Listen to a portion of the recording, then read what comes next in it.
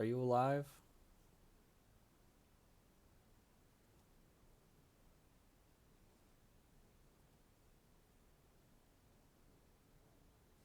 Oof. And you guys can see and control your tokens, right? Yes. Where is everyone's Yes. tokens? Then I've placed the new people's tokens outside because, makes sense. Okay. Awesome. Alright, I got all my stuff set up, I think, now. I'm gonna put my D&D Beyond over here. Ooh, the fog of war thing is very cool. Yeah. Yeah, it is. It's fun when it works. Yeah, it's fun. You just summarized all of Roll20. You just summarized computers.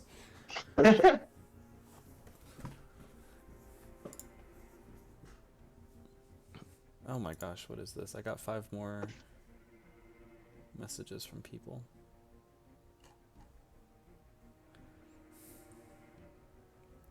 Thread is closed. No more messages.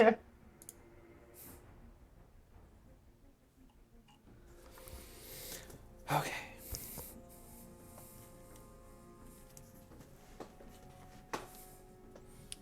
And then I guess Ethan went to go get something. Probably a drink. Speaking of which, Speaking of which, bust out the vodka. no, I need to keep my head clear because I could accidentally kill you guys. Oh no, that'd be a shame. That would be a shame. You've been Yeah, you've been shit faced and I'm still alive. I don't think I've killed you guys. I don't think you guys explored this room yet, so that's something you should put on the docket. Yeah, we haven't done that.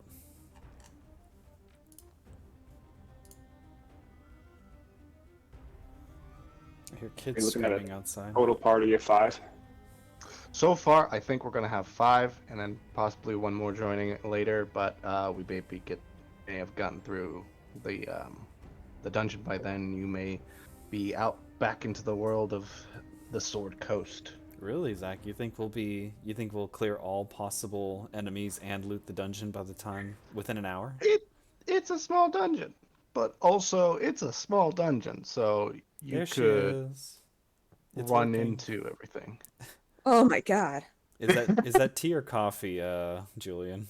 This is tea. This is tea. Tea. Same here. Oh, we got a bunch of tea drinkers. I've just got like Mm. Chipotle.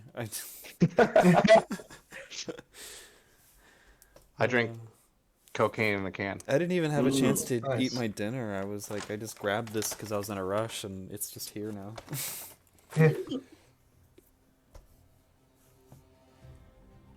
But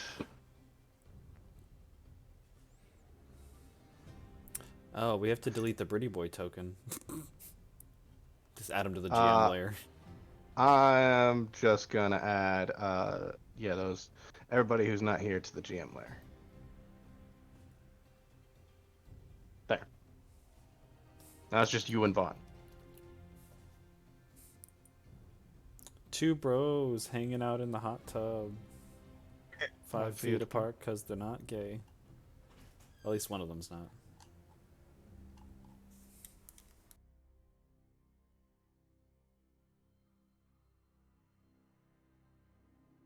All right, I guess while we're waiting for Ethan, I actually want to set up a little thing. Well, not a thing, like a little let's start with Ezra. Yes.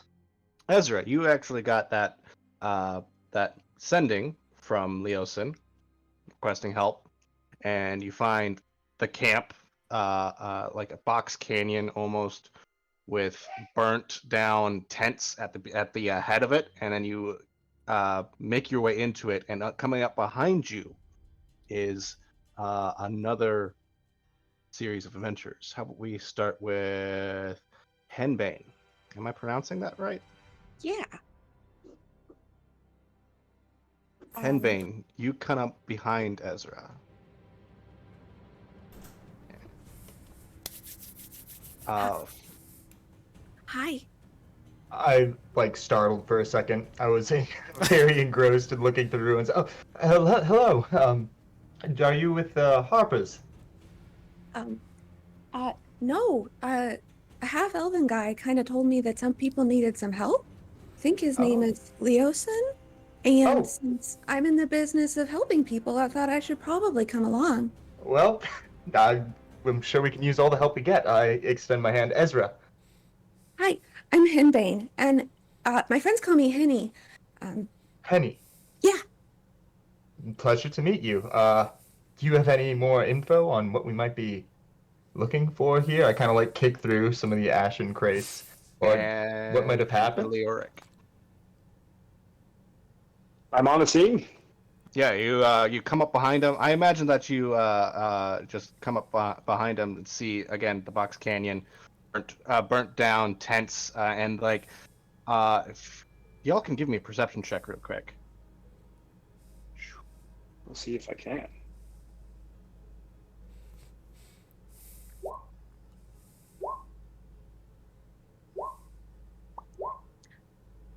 And Leoric, you could actually see into the canyon a little bit, and you see a small cave.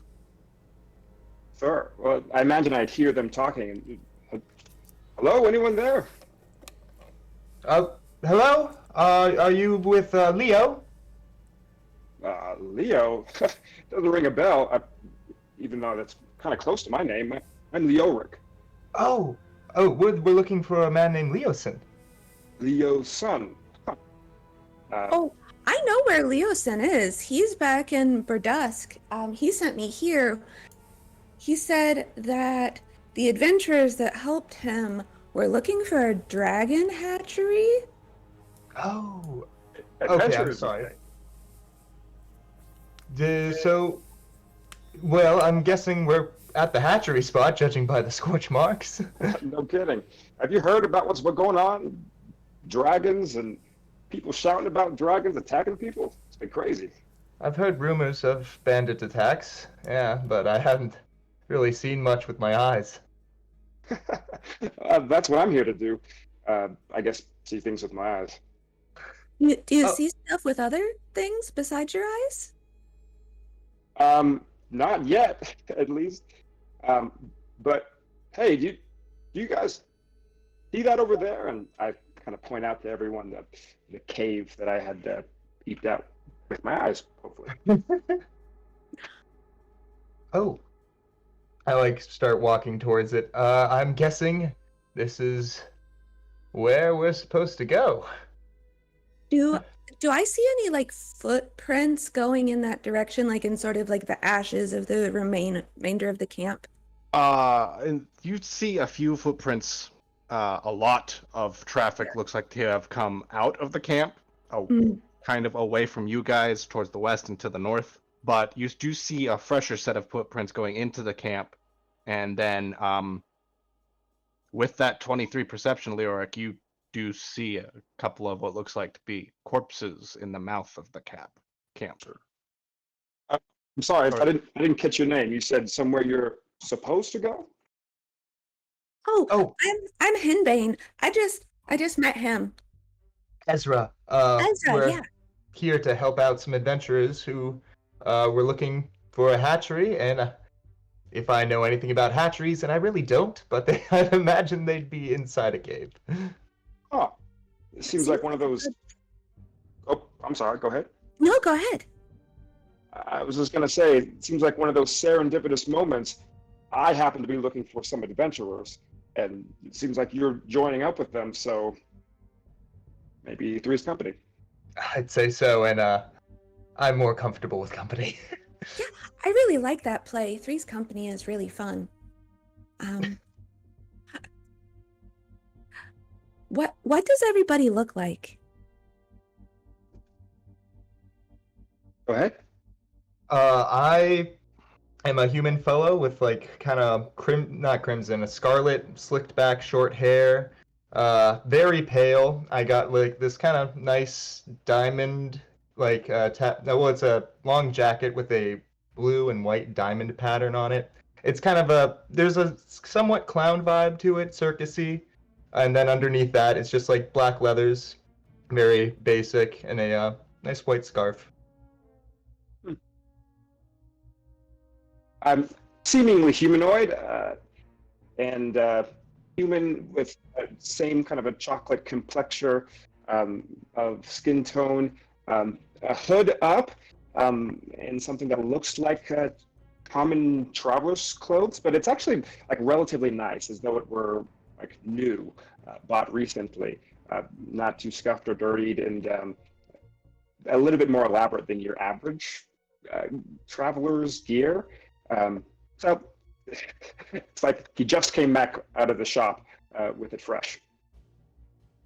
I'm a tiefling, and I'm also a member of the Pale Club, and I'm very freckly, and I have like a ton of curly red hair, like really dark red hair, and two of ram horns, and really big glasses, like huge round glasses. And I'm just sort of wearing a green vest and like some hammer pants.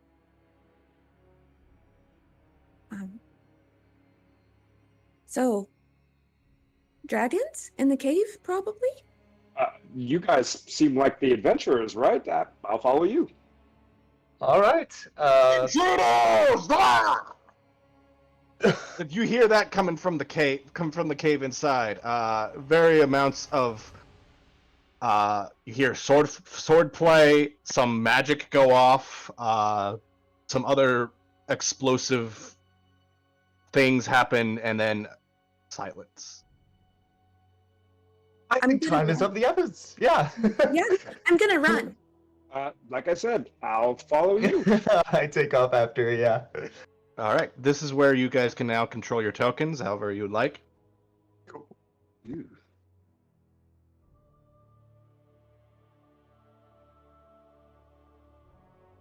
Um,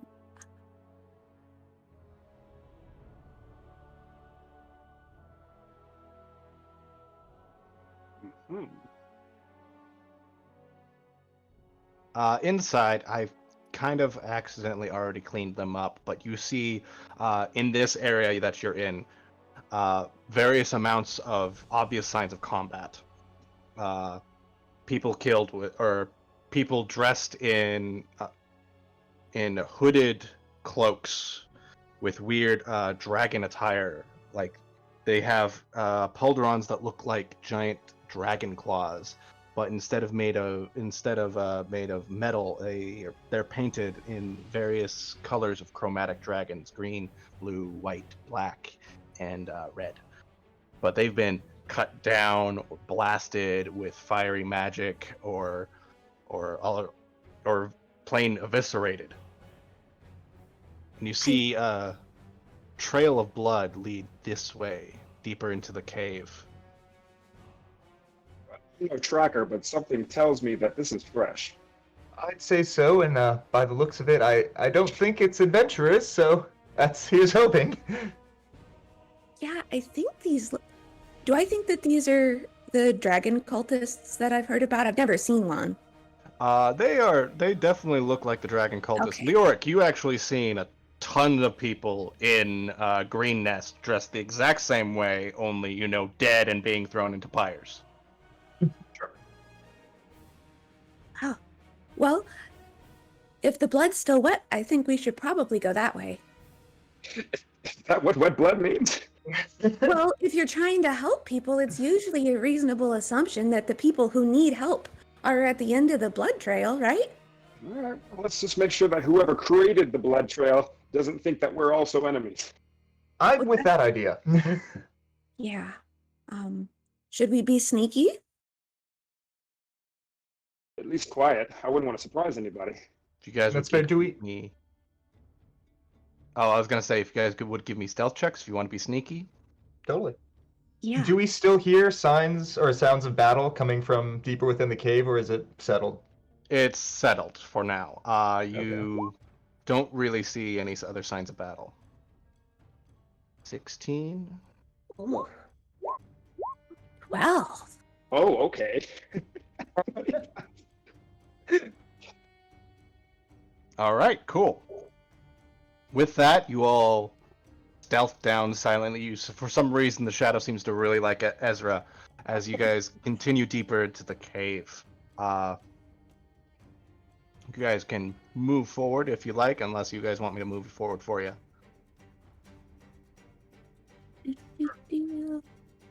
Since I rolled a 12, I want everyone to imagine I'm doing really, really obvious sneaky hands. Like Pink Panther style. Sneaky hands? Yeah, sneaky hands. Leoric is making a Okay. point to not go ahead of anyone. All right, I'm back. Sorry, it took me a little bit. That's fine. We've already started. You guys do see like over here several tiles in the stairs kind of have been outlined in chalk, and written next to it in common says "Do not step." I don't think we should step on those. And you do see over here just an open bit of cave, but it does have a sense of magic to it. Where's everyone? Everyone go. I'm just right behind this here pillar of rock, I guess. I don't Is see anyone else everyone more else's really stuff. curious about what happens if you step there? Vaughn, Professor Gryffindor, can you give me perception checks real quick? Oh, okay.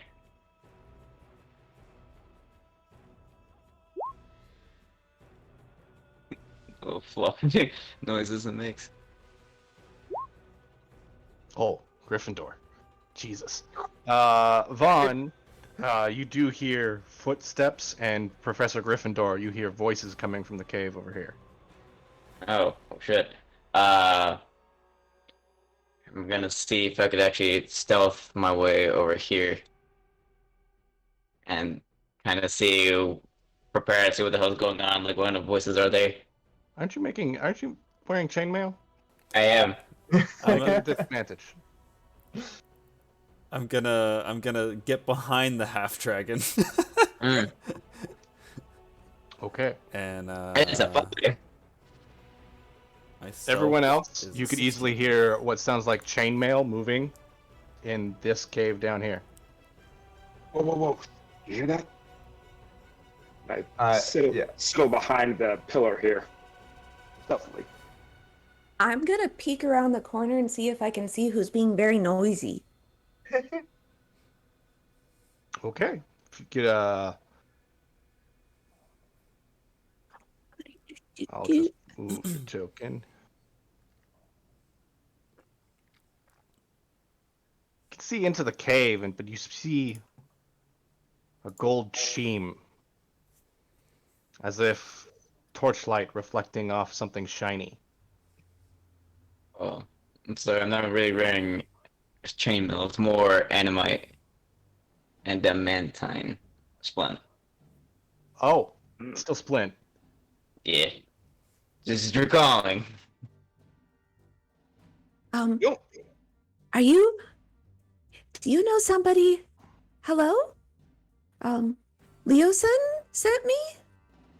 I'm behind Are the you pillar going, adventurers? what are you doing? We haven't seen them. Vaughn, Professor Gryffindor, you remember Leosin? He was Wait. the guy whose ass you saved. It's like, Leosin? I'll say, are you monks of the Burdusk? Oh yeah, I'm from Verdusk. I just met Leosin, but he's also a monk, I think. Do you guys need help? Come forward slowly, please. Let us see your faces. Hey guys, I think these are the people we're looking for. I head around the corner. Yeah, I peek out with Leo. What do they look like? As You go first, Leo. as you guys peek around the corner, I mean, I'll be peeking as well. And you actually you'll see somebody with a black dragon mask who looks like a cultist. Because I currently have disguise self up. Oh, that's right. I know about that. And I go, I swear, I'm not a cultist. I look like one. Here, touch my mask. Not to mention, you see this silver half dragon next to him holding two blades, two long swords. I'm with the metallic dragon. No chromatics here. Sounds like something a dragon cultist would say. Yeah, I'm gonna take the defense action. And then I drop the disguise. And Professor Gryffindor, could you describe yourself? As I drop the disguise, you see this like 6'4" tall, lanky, elderly wood elf who has his hair tied back in a ponytail. You can see the obvious signs of age, and he's got these very nice, looks like newly purchased robes on with elements of combat armor, not necessarily armor, but something that looks like it's meant to handle some rough and tumble. And he speaks astutely and goes, "Hi, Professor Gryffindor. It's a PhD draconologist. Nice to meet you. Any friend of Leosin is a friend of ours." Hi, I'm Hey. Henry. You say professor? Yes, I have many degrees in many things, but I have spent the majority of my life studying dragons, and it is my life's passion. Oh, it sounds like you're the perfect person for this job. Well, I wasn't, when I came from Candlekeep, this wasn't quite what I was expecting, but life has its curveballs. Life gives you cults. It was meant to be that way before we met a blue dragon, but he flew off somewhere else. He didn't get very many experiments with it, unfortunately. You tried to experiment on a live blue dragon? Should the opportunity present itself, and I'm actively seeking, but not quite yet. Okay. I mean, he didn't really try. He stared down an adult blue dragon. I got closer to a dragon than I've ever had before in my line of work. And it nearly killed him. Although I am here also because it is pertinent that I recover some lost items that are that should belong in a museum, quite frankly. Leosin sent you here because the important factor here is that these masks are used to conjure an arcane ritual summoning of Tiamat, which, as you may be familiar with, is detrimental to society as we know it.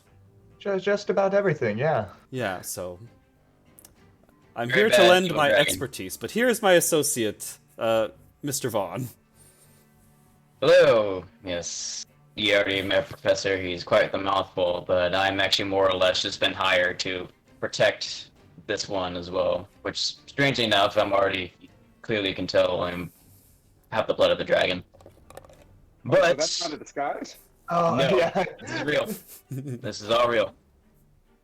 No kidding. Oh, Yep, yeah, this is all real. I am not white. I am silver. Just so you know. His So, wait. scales gleam and shine. Explain that one to me. You're a dragon person? Yes, I'm an actual half dragon. Half dragon. So, Mhm. like, one of your parents was a dragon. Yes, That's wild. I have to believe I've met her just yet. But, as I said, I'm still working with them. We just saved a bunch of people, and just as the duty that have I been brought up to, I must protect the people as much as I can. well, you seem like the most noble dragon I've ever met. I'm sorry, That's how I was believe, raised. I don't believe we asked your... Have we asked their names, Vaughn? No, we have not. How rude of us. Please forgive us. I walk up and extend my hand coming out from behind the pillar. Ezra Aravan, at your service. Nice to meet you. When With Vaughn comes up, I strength. kind of flinch a little when he goes to shake my You can, hand. you can feel the strength and the scales and the claws on your hand, the firm grasp. I look back at Leork, I'm like, it's real!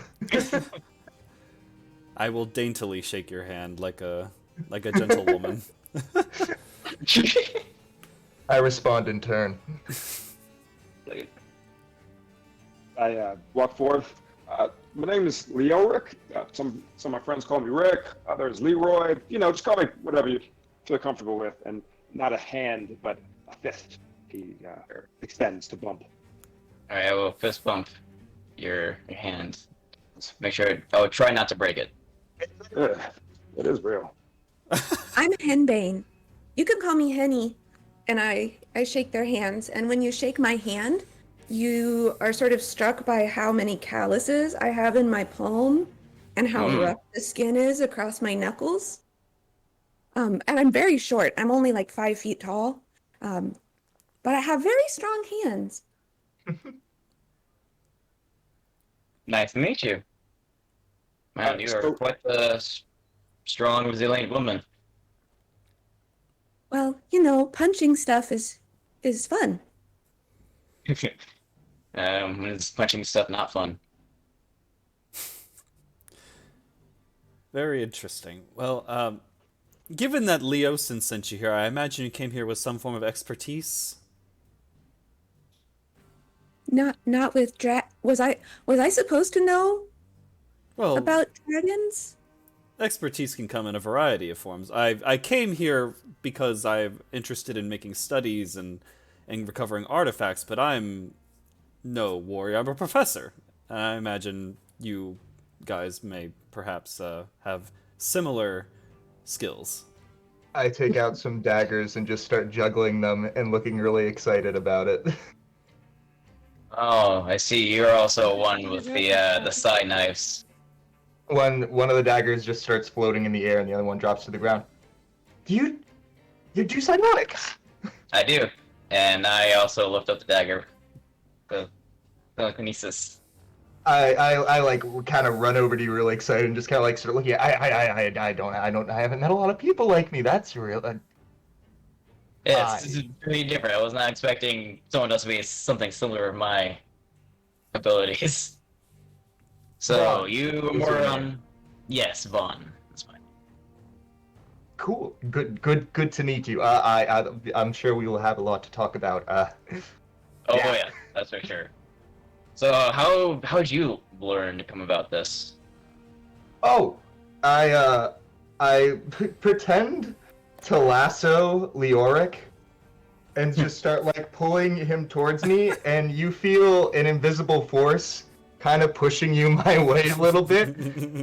I was in a circus, and Ah, I had a knack that my parents noticed as a kid and kind of just told me to embrace like the create. If I believe in something hard enough, it might come true. I don't know the specifics of it all, but you see for a second a blade appears in my hand, and then disappears in an instant. I'm learning things.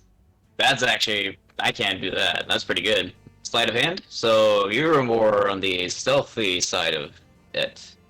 Uh, I'd prefer the term nimble. It's a Nimble. little Okay. more heroic.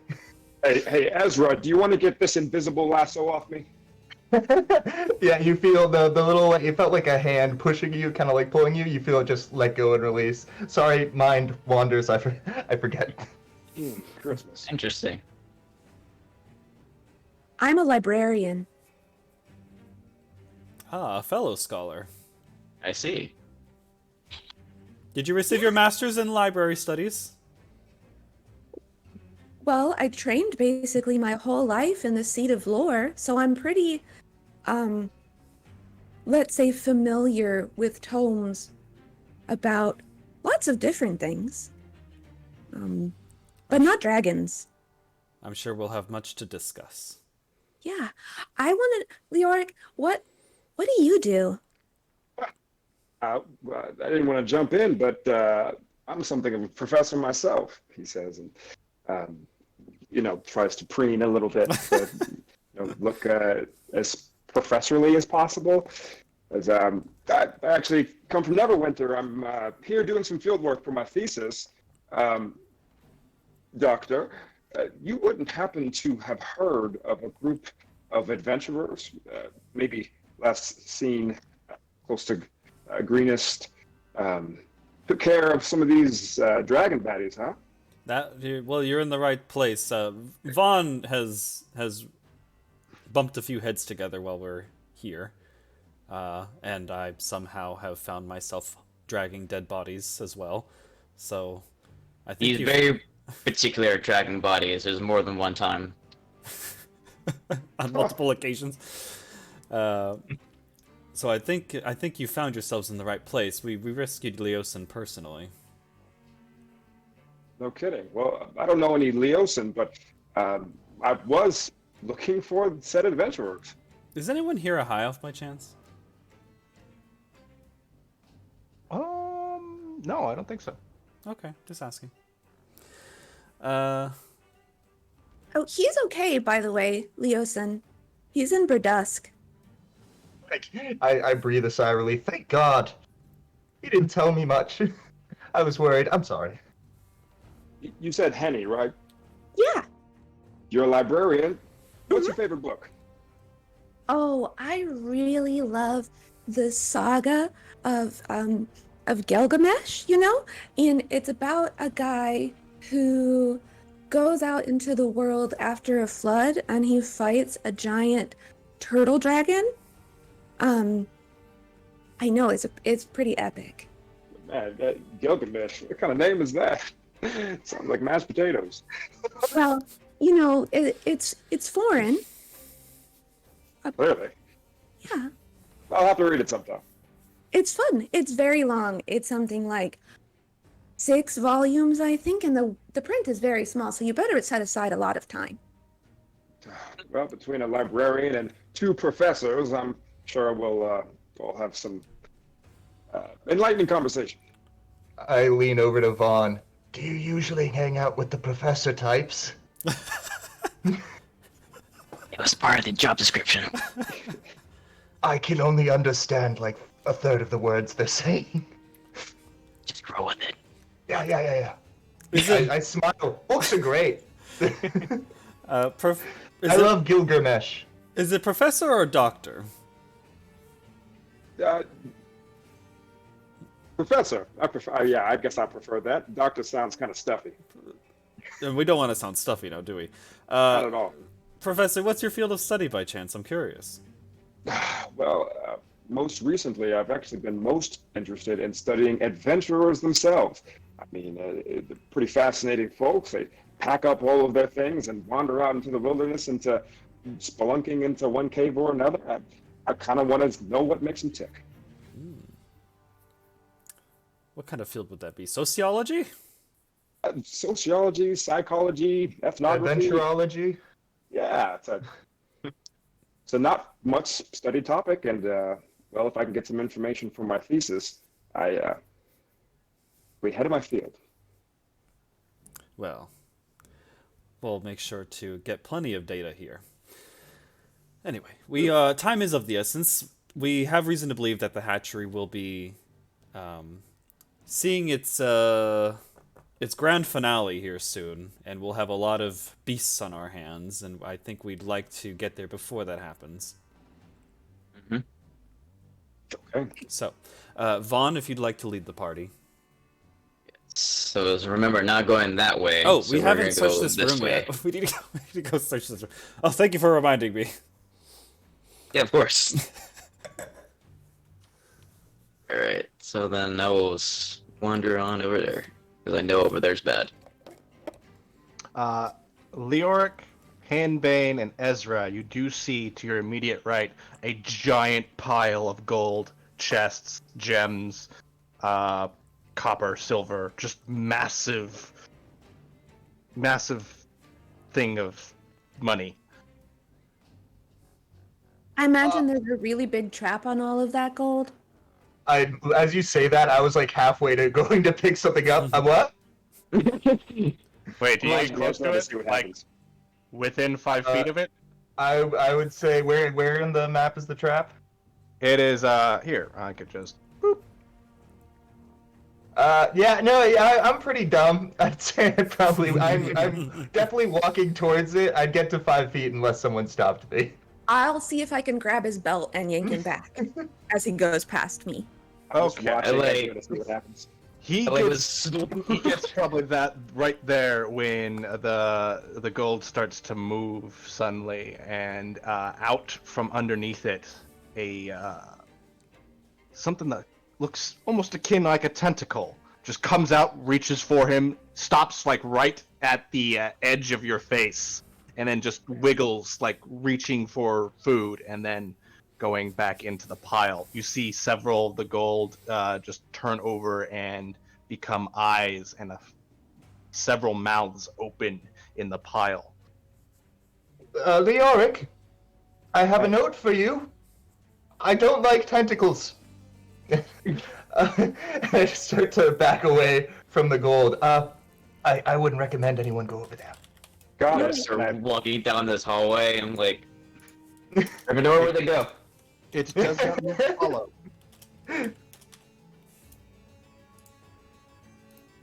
The creature seems to be stationary. Is this like a Venus flytrap, but made out of gold? It seems that way. I'm not going to go investigate further, but I'd say yes. I'd say you're right. I hear you back there. I think you've run into the mimic.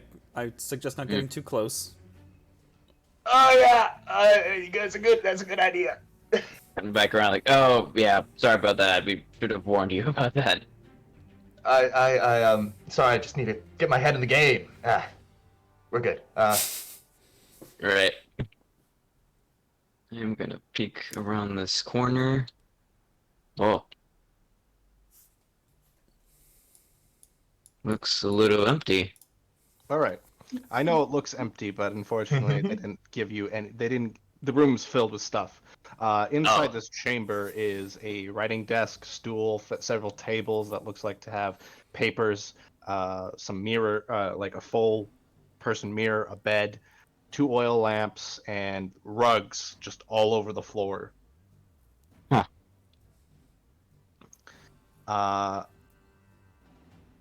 If you could, Vaughn, if you could give me a wisdom, or not a wisdom save, a perception check.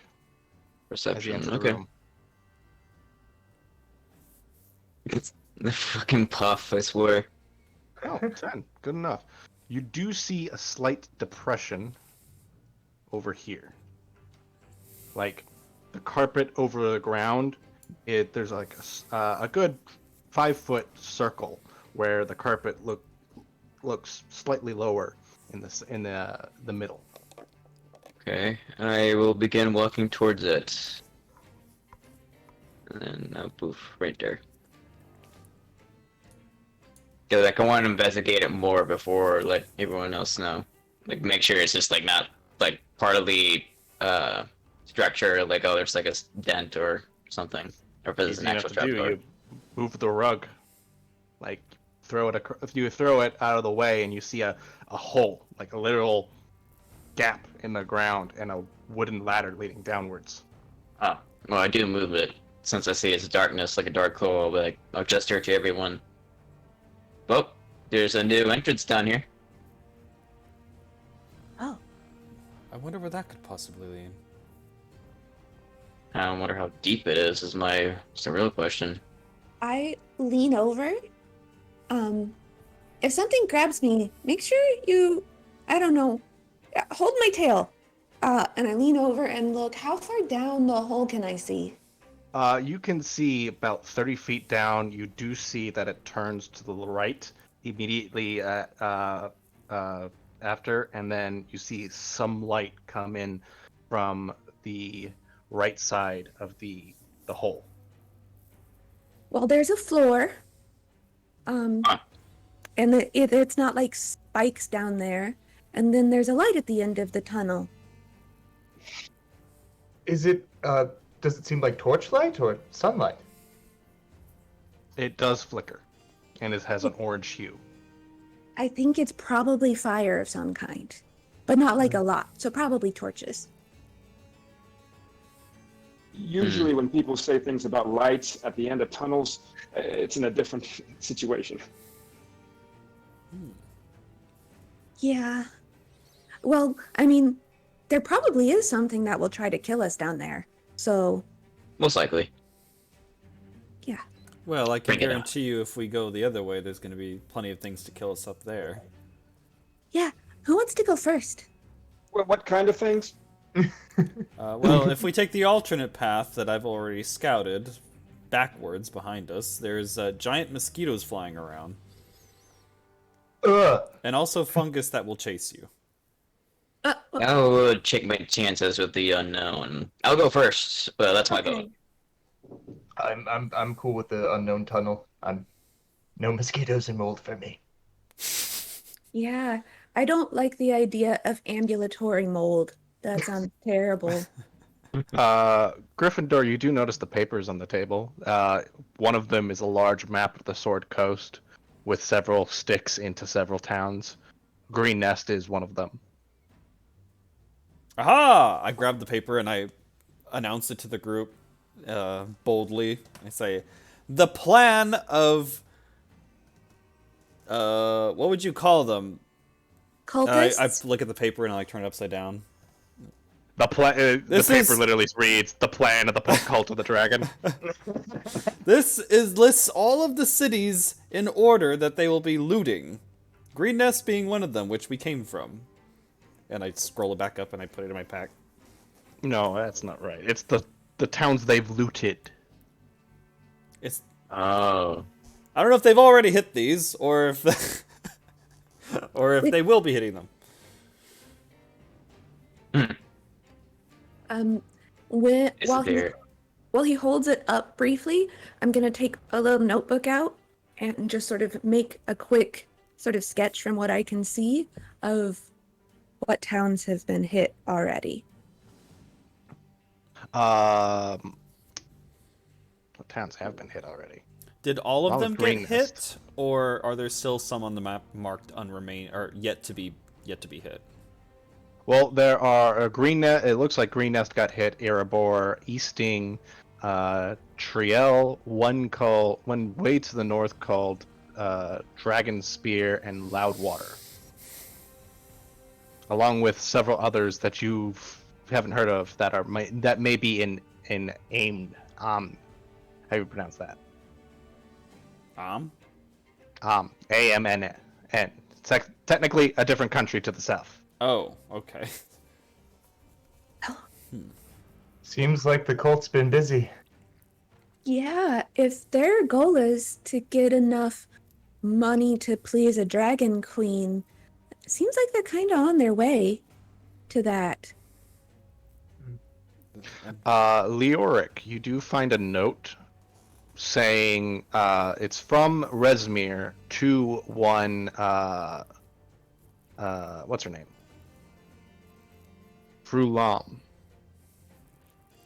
The note states that everything must be freighted north to Neritar. I take the note to the other professor. Great deductive reasoning. Does this mean anything to you? Well, we have been trying to interrogate the locals here, if you want to call them that, on where they will be summoning Tiamat. They have not yielded us any promising answers other than cardinal directions. This looks to be more detailed information in regard to that. So I think we found our next place to pursue. Fair enough. Neritar is spelled like this, if you guys know how to pronounce it better than I can. Neritar. I suspect it... We also don't know what the hideout is for the blue adult dragon that we've encountered. We haven't found that dragon here, so this location listed on this note could be where we find the blue dragon. Oh. So does that mean that we can leave here and, go to Neritar? Don't have to go down that hole? I think we need to go make some dragon egg omelets, I'm afraid. Yes. Unfortunately, I don't have any means of securing a way to transport the eggs to a educational facility. So we may just have to eliminate them if they seem that they'll hatch any moment. Okay. Yeah, not really much into cannibalism, but alright. Well, it's only half cannibalism. Oh, yeah. I didn't mean you had to literally eat them, but I mean, I guess it's less wasteful if you eat it. There are many guess. species in the wild that do cannibalism. True. I mean, Tiamat does eat her own children too. All right. I don't think you want her to be your role model, though. It does. All right, let's go. Let's go. Does Bahamut do cannibalism? He seems way too stuffy to do cannibalism. He's a very noble silver dragon. Come on. So you guys are able to go. It's easy to go down the chute since there's that wood ladder, that rope ladder down there, and you're able to get here. Let me teleport you guys where you gotta go. Oh, are you guys stealthing, by the way? You like? Granted that we don't know the area, I feel like we would have. You guys loudly and noisily go down the ladder, and then you guys come up onto Vaughn and Gryffindor. You recognize these two immediately. Oh There's no. Frulam Mondoth and Lan Cyanrath, a blue half dragon, and a woman with a large what's it called? Glaive in purple robes and weird fucking dragon-like creatures. They look like half dragons, but wrong. Like corrupted in other ways. Oh, They God. immediately noticed you all. Cyan Wrath goes, "Behind me! Quick, to the hatchery!" And initiative time. Oh boy. Oh, Time for Alright. fight music! So Jen, you'll want to click your token. Okay, you got it. You know what you're doing. Let's see. oh, Oh damn. That's a one. Good boys. oh boy. Which one of these Ooh, draconian this is a good song for this moment, actually. Claws and scales.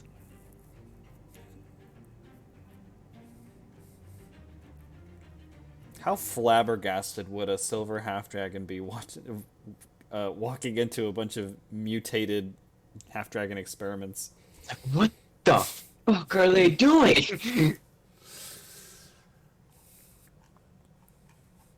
I don't say it out loud, but I'm like in my face is saying that. Like, What in the goddamn? Oh, first up is Leoric. I should ask. Sorry, do you guys write profanity? Oh yes. Watch your Oh, profanity. Totally. Okay, cool. Yeah, use whatever language you're comfortable with. Are these bad guys? See, Leoric. They immediately draw their Doesn't weapons know. forth. And they, You tell me. Yeah. Leoric looks to Vaughn. You look like the guy that takes out the bad guys, right? I know you can Yeah. do it. Gives him a wink, and that is your first bardic inspiration. Oh, sweet. Oh. So you can add a d6 die to whatever you do next. Or you can use it in the next 10 minutes or so. Okay. And wait, I'm not an adventurer like the rest of you. I'll pick the dodge action. okay.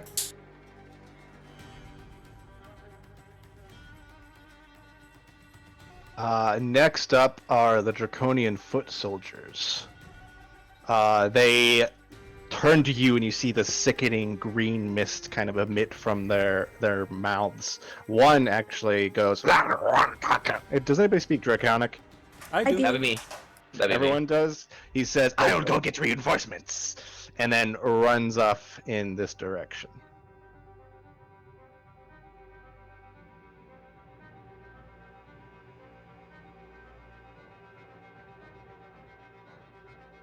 The other three, this one is going to take cover and attack Vaughn, the biggest guy, with, he looks like to have a light crossbow. He points it around the corner and fires at you for a 15 to hit. me. Nope. Nope. You dodge out of the way as the bolt whizzes by your face, and he uses his second attack action to reload. This guy is going to go Can he even get to you? Yes, he can. He's gonna go right there and try to stab you with his short sword. A 16, and the other one misses because it's a natural one. Okay. Oh, we have multi-attack. That's different. And then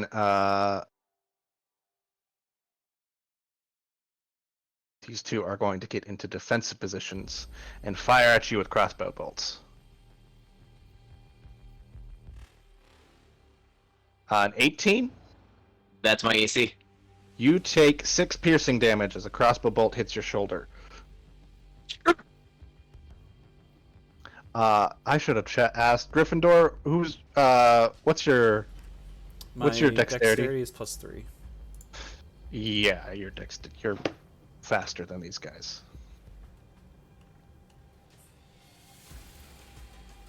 .2.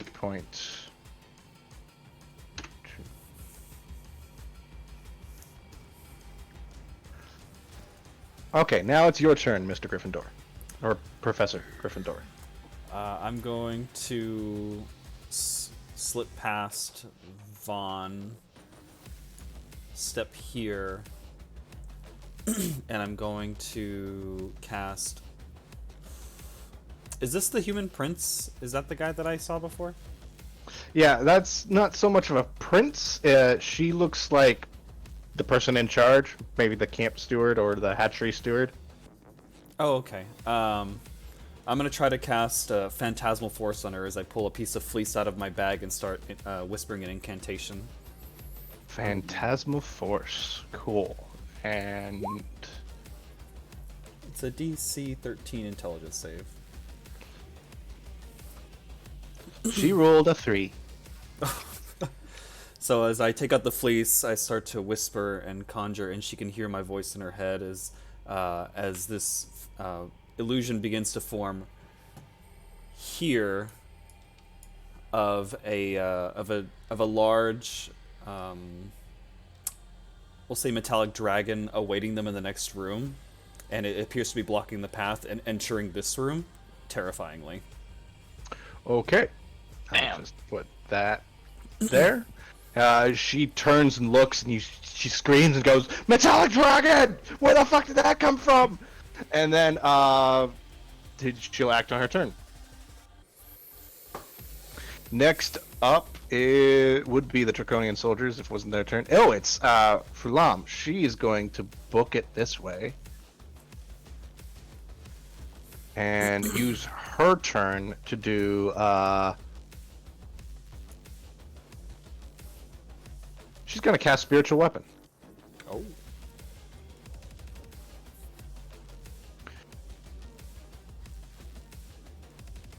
A large hammer just appears into the sky, appears in the air right in this yellow square. It has the face of a red dragon, and she can move it to about here, and she's going to use it to make an attack on you, Gryffindor. Oh. The thing she's afraid of still in sight, though I don't think that's I don't think it's not a fear mechanic. Well, yeah, not fear in the formal term. I guess. She does have a +6 to hit. That's a 24. 24 will hit me. That is 2 damage to you. 2 damage. Okay. So that's 2 damage. I do have Warcaster. And now, Henbane. Oh, one second. Sorry, I don't mean to cut it off, but I noticed, Ezra, your token's not in the turn order. Oh, did he roll initiative? Oh. Yes, oh, he yeah, did. yeah, He rolled I got a 7. 7. Yeah. Here, I will add a turn. 7. And is your dexterity higher than +4. Yep, your dexterity is higher than her. 7.4. And real quick, Henbane, what's your dexterity? +5. Or 5.5. sorry, I was looking at the wrong thing. Sorry, +3. I was looking at my stealth for some reason, but +3. Okay, +3, and yep, you're faster than the other guy. Next up, right now, we'll go with immediately to Ezra and then to Headbane. Does Cool. does a con save of 8 pass the Constitution check? No. It was 2 damage, but I think it needs to be a 10 or higher, right? It needs to be a 10 or higher. Okay. So you drop concentration on Phantasmal Force. And was 2 8s. Okay. All right. I will run up toward hugging the wall by Vaughn, and I'm going to, as I'm running, you guys see kind of like semi-invisible blades start to appear in both my hands, and I'm going to throw one at Mr. Half Dragon right there. Let's see. At this one. That hits. Cool, and damage. Ooh. Okay. And it's like Minus 17. Cool. Your blade goes into its head. You don't see any physical wound on this thing, but a little blood comes out of its nose, and it shakes its head, gripping the side of its head. Yeah, and then another semi-visible blade appears in my second hand. I'm just gonna fire off another one as a bonus action. You. Boop.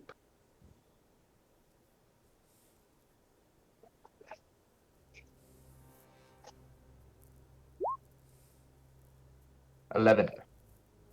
11 to hit does not. Yeah, and I'd say it's kind of wise. I'm throwing the other one, it like looks at it and it sees the blade for a second, and it just kind of like steals its mental resolve, and the blade fizzles away before it actually gets hit. All right. And yeah, I'm just gonna stay hugging the wall. All right. Next up is Henbane. Okay, I'm going to run up this. There we go. I'm gonna run up this direction. 2, 3.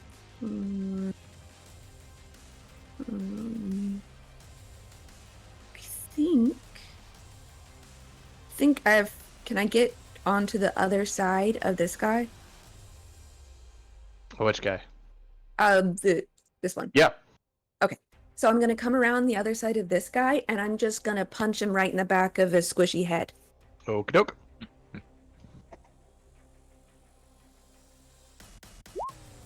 Uh, 17 does hit.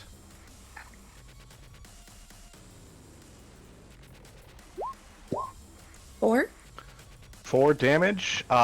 He is at death's door. Okay, then I will swing around with a left elbow and try and clock him in whatever passes for a neck as my bonus action. Okay. Bonus action, unarmed strike. Yeah. Oh. Oh, that's Oh, natural 20. It is. Yeah, I accidentally clicked flurry of blows, but I only did one. That's fine. So Still the same dice, I think. Another 4 damage, and with that, you just clock him in the neck, and you feel and hear a snapping noise as it just crumples down onto the ground. Nice. gross. Nice and gross.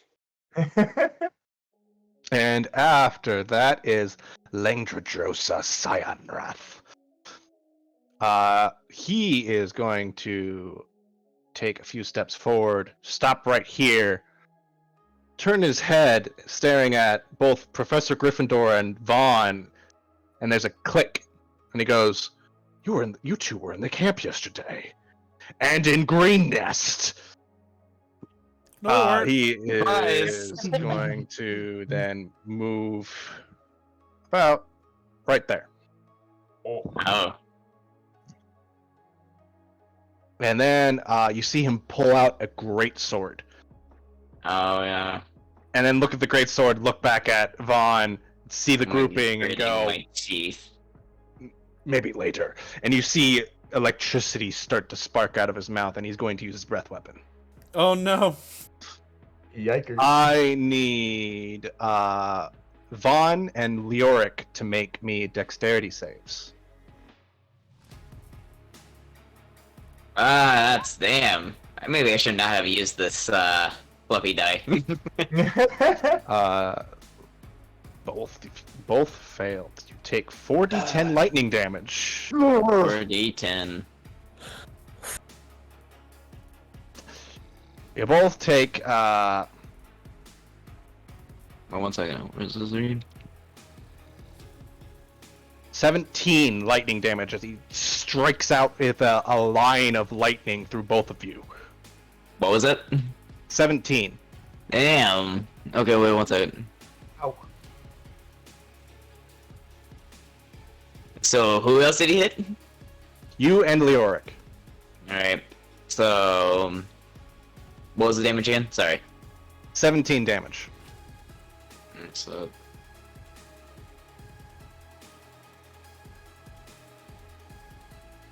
damn. Okay. Alright, so just before he does that, I'm actually going to use my reaction as, and when the lightning bolts were shooting at us, I'm actually going to raise my arm up, and suddenly if a field like protects Leoric using one of my Psychonic dies, so the damage is reduced by 6 for him. Alright. Leoric, you could add 6 HP to your health. Oh. But also, ow. Yeah, like a slightly purple force field suddenly appears. The lightning still goes through it, but it lessens the damage. Next up is Vaughn. God damn it. Alright.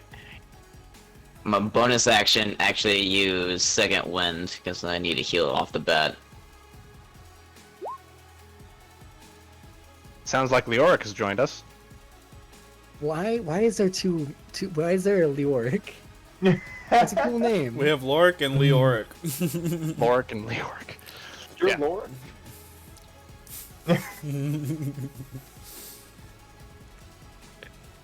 Well, his real name's Lorik. You- His I his went character name is Niall. I meant to mute this phone call, and I ended up just hanging up on them. Whoops. Anyways, I'm here.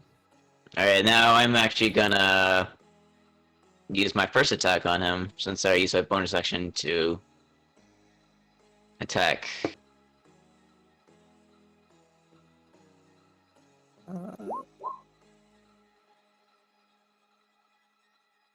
So it's 8 slashing damage, because I'm using one hand.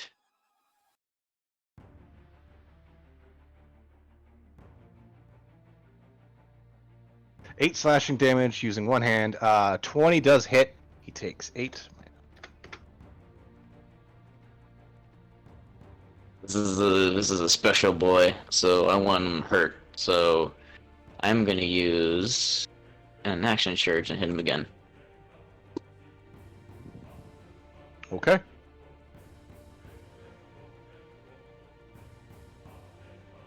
Ooh, damn. A 9 Maybe does that not was- hit. You bring your sword down and he slams it out of the way with his great sword's hilt. Can I use the Bardic Inspiration? It's a D6, so. Oh, okay.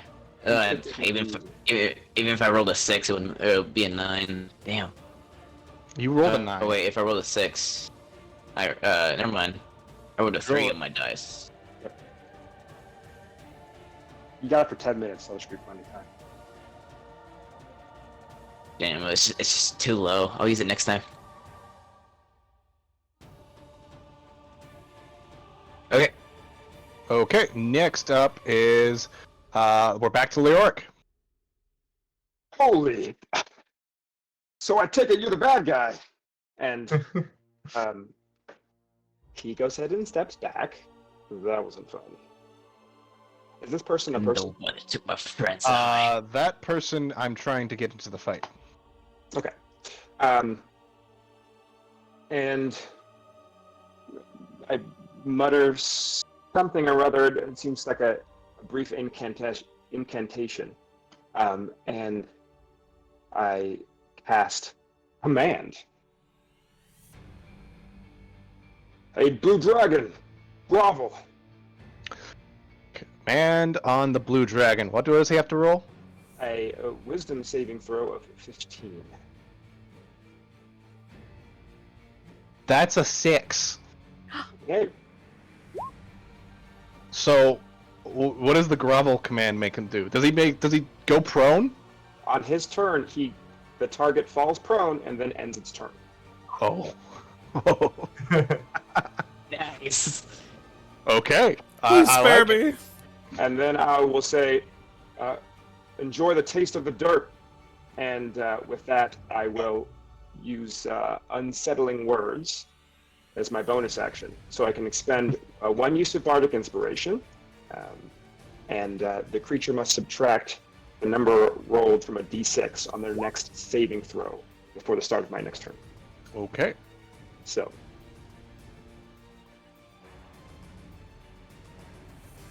you want me to roll that now?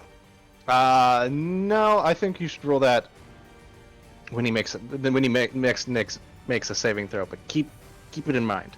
Cool. All right. Next up, you guys hear footsteps coming up behind you, and Theseus bursts out from the hole over here and comes forward and takes his turn. Oh, okay. Hello. Sorry, 1 second to see where I'm going. You're a little late to the party. Jesus, I where you am a been? little late. Work. I was examining some specimens you guys left behind. I don't know, aka dead bodies. So I'm gonna run up and then I'm going to cast. Where's it at? Spells. Toll the Dead on. This guy's technically behind cover, right? That guy is covered, but Toll the Dead, it requires a saving throw, so it's not a 2-hit spell, is it? I think. So you can still see him. He's in cover, but like he doesn't get a plus to the saving throw. He's got to make the save. All right, yeah. Now I'll cast Toll the Dead on this guy.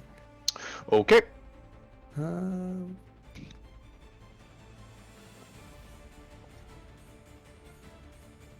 Wait, it's not missing any hit points, is it? It is not. Okay. So it has to roll a saving throw. What am I gonna do? More What's the it? That's a 10. I'm just slightly annoying him. He's like, I'm here.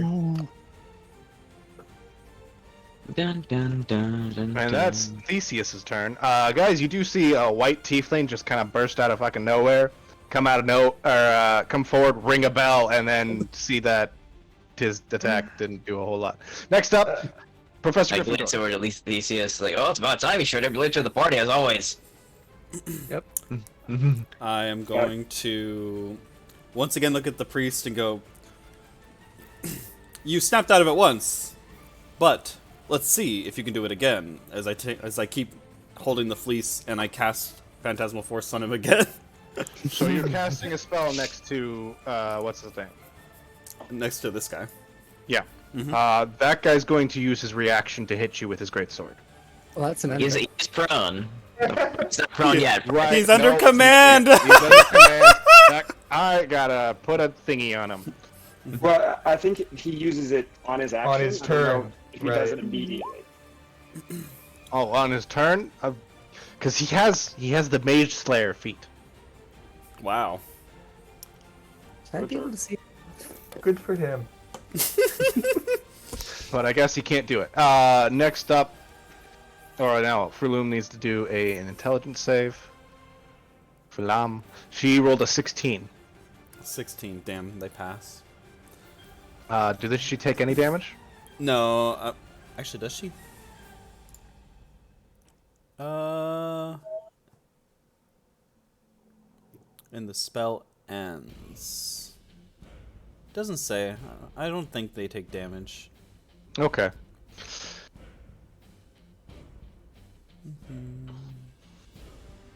So then for the rest of my turn, I will... Oh, you guys are behind me. You know what? I'm going to give chase. 3, 4. Okay, the wizard running forward. I'm a frontline wizard. I'm guessing Oh, you avoid, go Yeah. through this square to avoid attacks of opportunity. And they can So, see like Naruto running through them. next up is the Draconian Foot Soldiers. This ran behind cover, who took that Toll the Dead. He's going to jump up back around cover and fire at let's say the guy who hit him, Theseus. Oh boy. What am I saving? You're not saving anything. It's versus AC. 16 to hit. Oh man, I have 10 armor. Oh, Oh, okay. that's right. You take 6 piercing damage. Do I The have bolt do I goes have a into your reaction? shoulder. Do I have a reaction for this? Yes, you do. Is that shield? Is that something I have to cast beforehand? One reaction. No, you can cast it as a reaction. It does give you +5, but it has a 16 to hit, so Oh, this would hit you anyway. Alright. Oof. You said 7 or 6 piercing damage? 6 piercing damage. Okay. As much as I want you to waste your spells, it's probably not a good idea. Right, right. Then this guy is going to actually run up against Gryffindor and stab him with a short sword.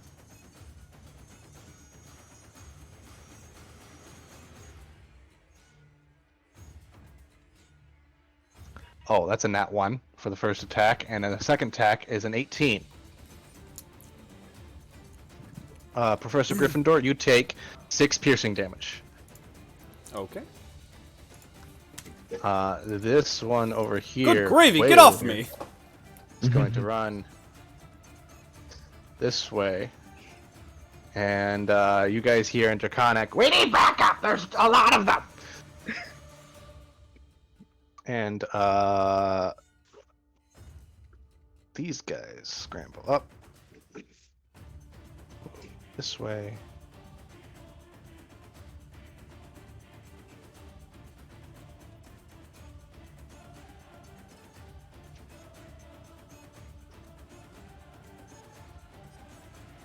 And that's as far as they get. Next up is Ezra. Cool. I see this tiefling run in, ring a bell, get shot. Looks like you're a friend, and I run by him over here to let's say here. I'm gonna. He's fallen to the ground. I'm gonna stab into him with as a little shimmering blade manifests in my hand for a second. A 25 hits. Yeah, Oh, that'll wow. do it. Roll. Hold on one second.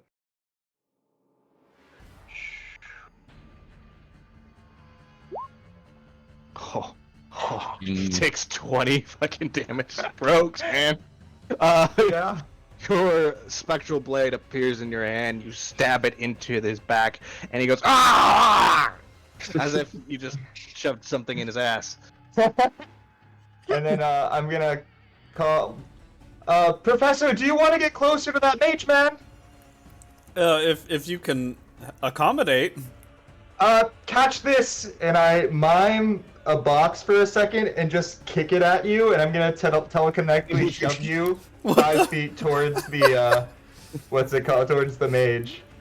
Wow. Okay, so it just pushes me. Yeah. Yep. Wow, that's cool. You Okay. can fail it if you want to fail it. Whoa! Impressive. I'll come up. Unfortunately, it's Trevor is like, this is my thing! Frulam's Mondoth's turn. God damn it, I should really change these names. She sees what you're doing, and she is going to attack you twice with her halberd. Vermont, I've come for you. Oh no!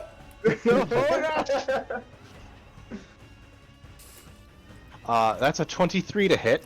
Oh!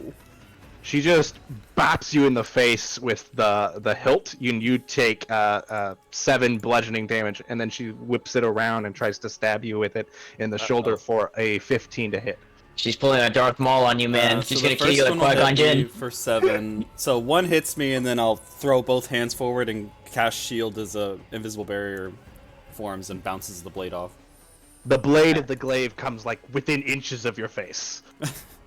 And then as I cast the shield, glyphs around me begin to light up, and another shield behind it flows up as my arcane ward activates. Right. You have temporary HP now. I'm an abjuration wizard, bitch! 11 temporary HP. Okay. Next up, Henbane. Okay, so I'm going to sort of point at my horns and then point at the other tiefling, and then I'm going to run up to this guy and punch him in the face. Okay. Do you say sorry after every punch? Sorry. Sorry. Sorry, it's a 16 16 hits. for 6 damage. For 6. Yeah, and I'm gonna spend a key point and punch him twice. Okay. Flurry blows. Yeah. So the first one, do like a big right hook, and then I'll just do two rabbit punches towards his weird snake throat. An Oh. 8 does not hit. He actually stakes his way out of your first attack or first flurry.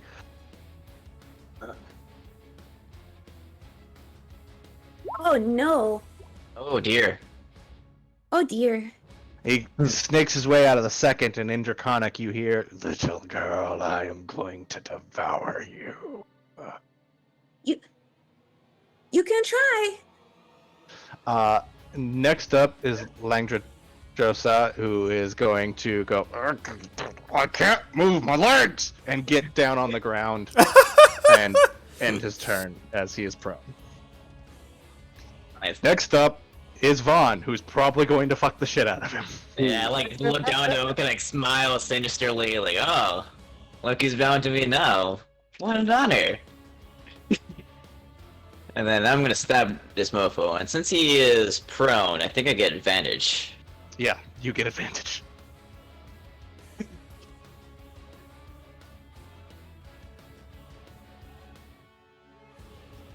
Didn't I go through? What the hell? Oh, there it There goes. we go. A 14 does not hit. That's for that Bard Inspiration.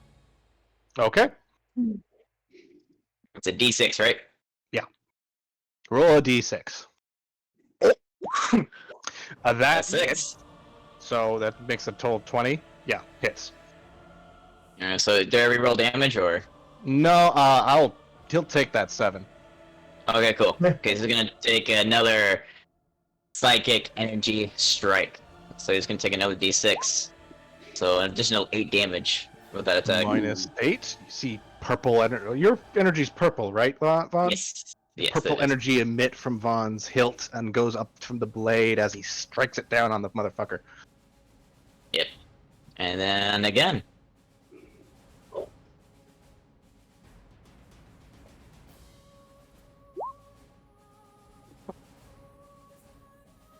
A 19 hits.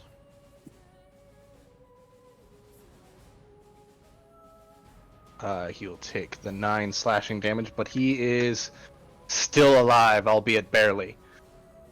Good. Next up, back to the top with Leoric. Neat. All right. My plan is to. How much damage did I deal total?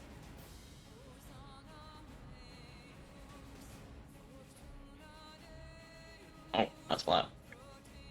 A little bit. From where I am in this corner, I'm going to weave a second incantation and cast Dissonant Whispers. Okay.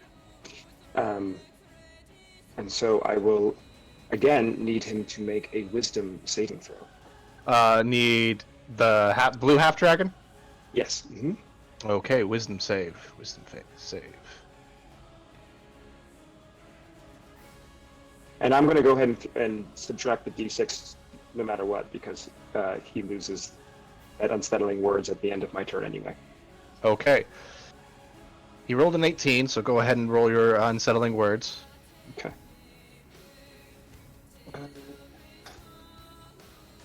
Here we go. If I can find it. There we go. A 2 brings it down to 16. Okay, he just passes. Okay. He still takes half damage though. Okay, yeah. So he would take half of whatever this is. Half of 11 is enough to kill him. Excellent. What happens to this guy? What does your dissonant whispers look like? The dissonant whisper doesn't actually look like much. It's a sort of psychic experience. And so, where before he had cast grovel and then told him to eat the dirt, he hears the sounds of those commands over and over in his mind, growing louder and louder until it just the light snaps from his eyes. Okay, yeah, he then grabs his hand, screams, Poor and goes, man. "Ah!" You see blood pour from his eyes as he just crumples to the ground. It's grim. I like it. Next, anything else, Leoric? A bonus action? Yeah, I'm gonna come right here and be like, is that guy really a professor? Looking all the way up at literally full wheel fighting. Is that... Oh wait, yeah, that's him. He likes to be upfront and personal. It's like a 70-year-old man. That's where he flashes his degree every other fight. Do it for the PhDs, and that is your bardic inspiration. With my bonus action. Okie doke. Hibiscus Gryffindor, you are inspired. Get a bardic inspiration. Theseus Baskerville, it is your turn. Alright, I'm disappointed by my bell's damage, so I'm gonna cast Shadow Blade. Okay. How do I do this again? Oh yeah, I'm gonna use a bonus action. Cast it on the 2nd level. And that's how much damage it'll do. The next time you hit something? Yeah. And then, so I'm just gonna take whichever casting focus I have, and I think I had a rod, so I'm just gonna make it so it's like kind of like a lawn sword. All right. And then Shadow I'm gonna... condenses into the tip of the rod and out piles this almost blackened blade.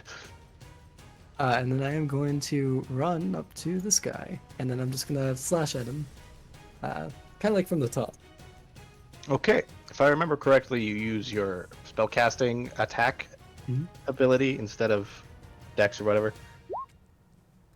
A 9, unfortunately, doesn't hit. He goes, dodges out of the way, and in common says, "What the fuck is that? I don't want to get hit by that." And then, would you like to use a bonus action for anything? That was my bonus action, was the Shadow Blade. Okay. I forgot. I mentioned this to Jen, but I don't think I mentioned it to the other two. House rules, you could drink a potion as a bonus action. Nice. So, in case you guys are injured and have a healing potion, which I know you guys do. Next up is Mr. Gryffindor. Professor As Gryffindor. he hits me, I go, "God damn it!" As I pick up my fleece and shove my hand in his face and try to cast another Phantasmal Force. You really want this Phantasmal Force spell on their ass? I don't need this guy anymore. He's dead.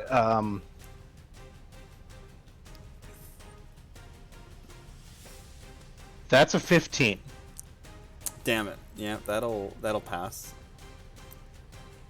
Ah, fuck. She goes, "Stay out of my head," and pushes you back. And then I'm gonna do a little crab dance over here. You're not allowed to go this way. Fuck you. Okay, you circle around her. I just have my hands out. You're not allowed to pass. And that'll end my turn.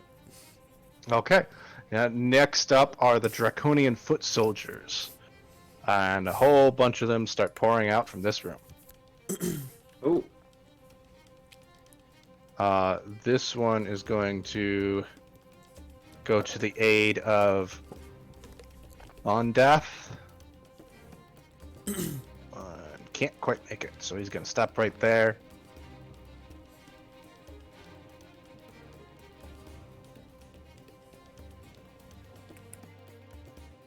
They kind of make like a ooh, phalanx. flying V. Trained. And this center guy pulls out a crossbow and pops up as the other two guys with short swords and shields kind of surround him. He's going to take a pop shot at Hibetius Gryffindor Uh-oh. for 10. I'll dodge it. All right, and then this guy, he's going to try to attack Henbane for an 18 for the first attack. Hits. So Henny, you take 10 piercing damage. Okay, I'm going to use my reaction to deflect missiles. Okay, this one right in front of you is stabbing you. Oh. Sorry. It's fine. But I totally forgot you have deflect missiles. Yes. But these guys don't know I have that. deflect missiles. Yeah. So you said it was how many damage? 10. 10. Okay. Yeah, he just stabs you right into the shoulder and yanks out, and he tries to go for another one, but you grab him by the wrist seconds before he gets for that second attack. Okay. Next up is Ezra.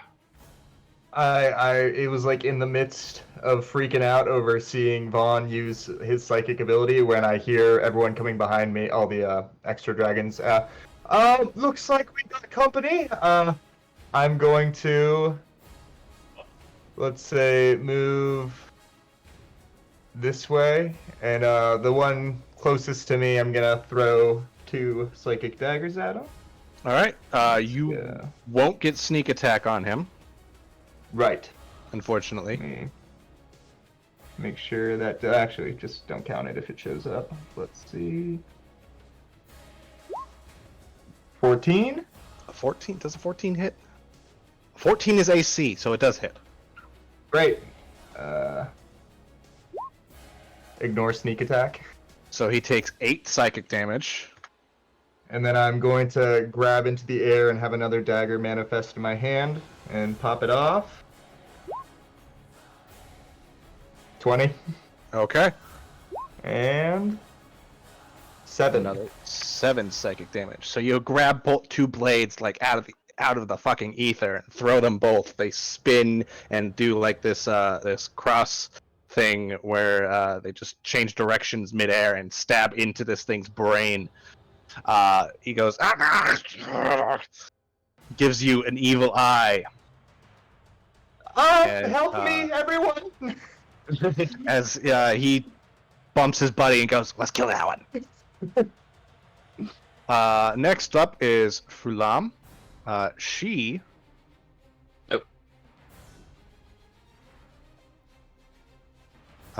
she is going to look at Hibetius Gryffindor, or look at everyone else, see that Ezra like threw these fucking weird things out of nowhere, and she's going to start casting a spell.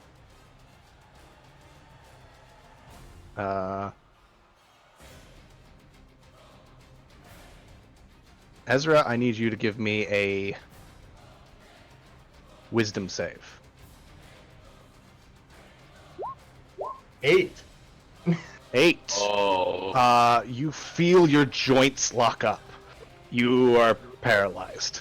Help faster! Does that look like a hold person spell? Yes. Yeah, I like throw the blades and then I just like halt in the throne motion. Let's see, the 7th or become paralyzed for the duration. She then turns to the rest of the. She like is holding her hand out, focusing on the spell. She turns to the rest of the Draconoids and go, kill that one! And then she moves her spiritual weapon up to you and hits you with it. Damn. Oh. I see this person isn't the grudge type. No, she is very thoughtful in her meticulous attacks. Oh, I forgot that I need to roll her spell attack. A 10 is the highest she rolled. Oh, So I don't think that hits you. no, 15. We're good. Cool. So you somehow like psychically command the your psychic blades to come out of nowhere and just block the giant magic hammer out of the way. Totally. Next up, Henbane. Okay. Oh, and then I'm gonna sucker punch this lizard guy in the face. Okay.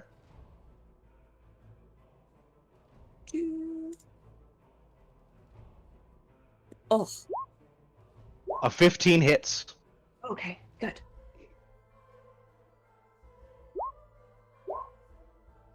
He goes, "Why do you attack?" Ah, my nose. And with my bonus action, I'm gonna do a single unarmed strike, and I'm gonna aim for like the little holes on the side of his head that I assume he has because he's a reptile for ears. Mhm. Try and get one in there. Discombobulate. A 20 hits. And 6 more damage. You just kind of open hand slap him, and he shoves his head to the side and goes, "Oh God, how did you hit the ear hole?" How do I taste so far? Painful. After that, it is Vonnie's turn. Money. That's cute. Okay. So I noticed. Oof! Damn! I should have really saved that action surge. Oh well. So seeing my friend over there, Ezra, seems to be a little bit of predicament. I am actually gonna walk all the way over here. I'm gonna flip a coin first. 1 second. Guys, there's 2 things I can do. Because I had a coin here. Alright, Ezra, what do you want? Heads or tails? Tails. Tails, okay. That's heads. Okay. So I'm actually going to use my breath weapon against these foes. Oh my. So I'm hoping it was going to hit all 4 of them. It goes out in a cone, right? Let me see. So use your breath weapon to keep your 15-foot cone.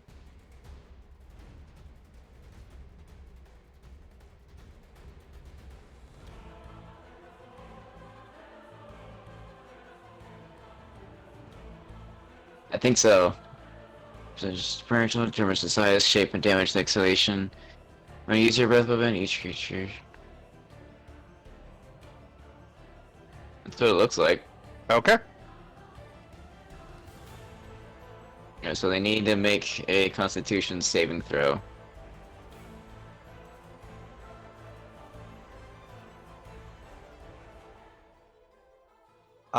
So the guy closest to you failed, but the guy farthest from you succeeded with the crit. Okay.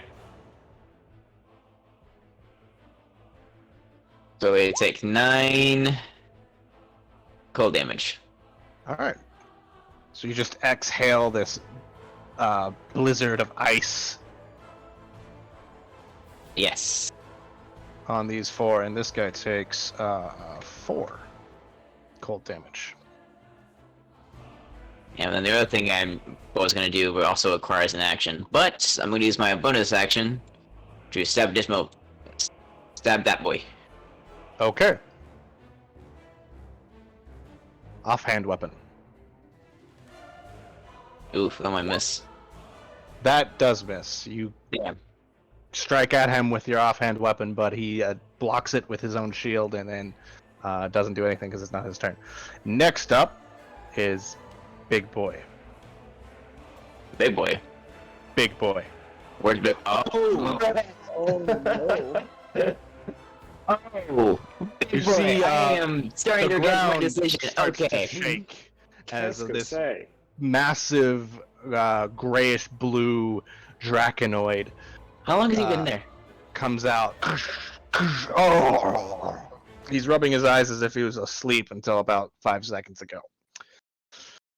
Who ruined my nap?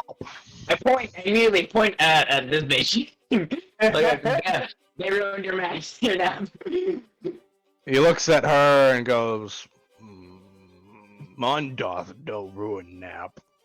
Looks at Okay. Vaughn,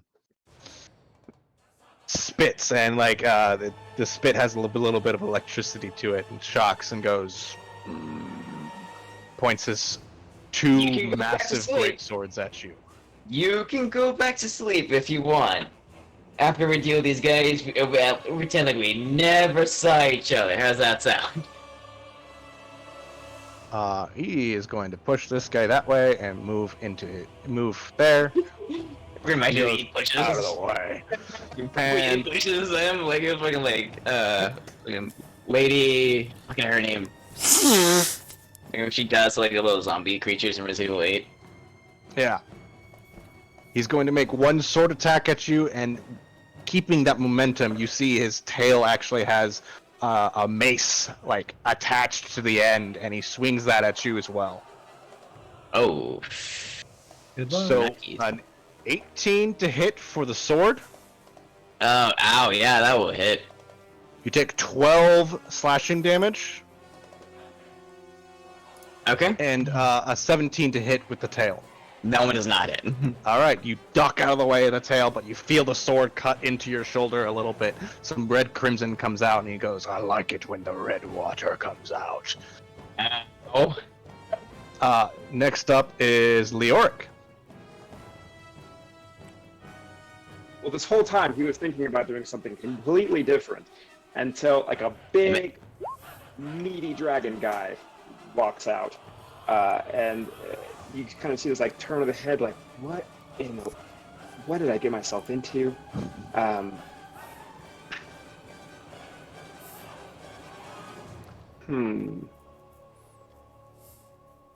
Let me see here.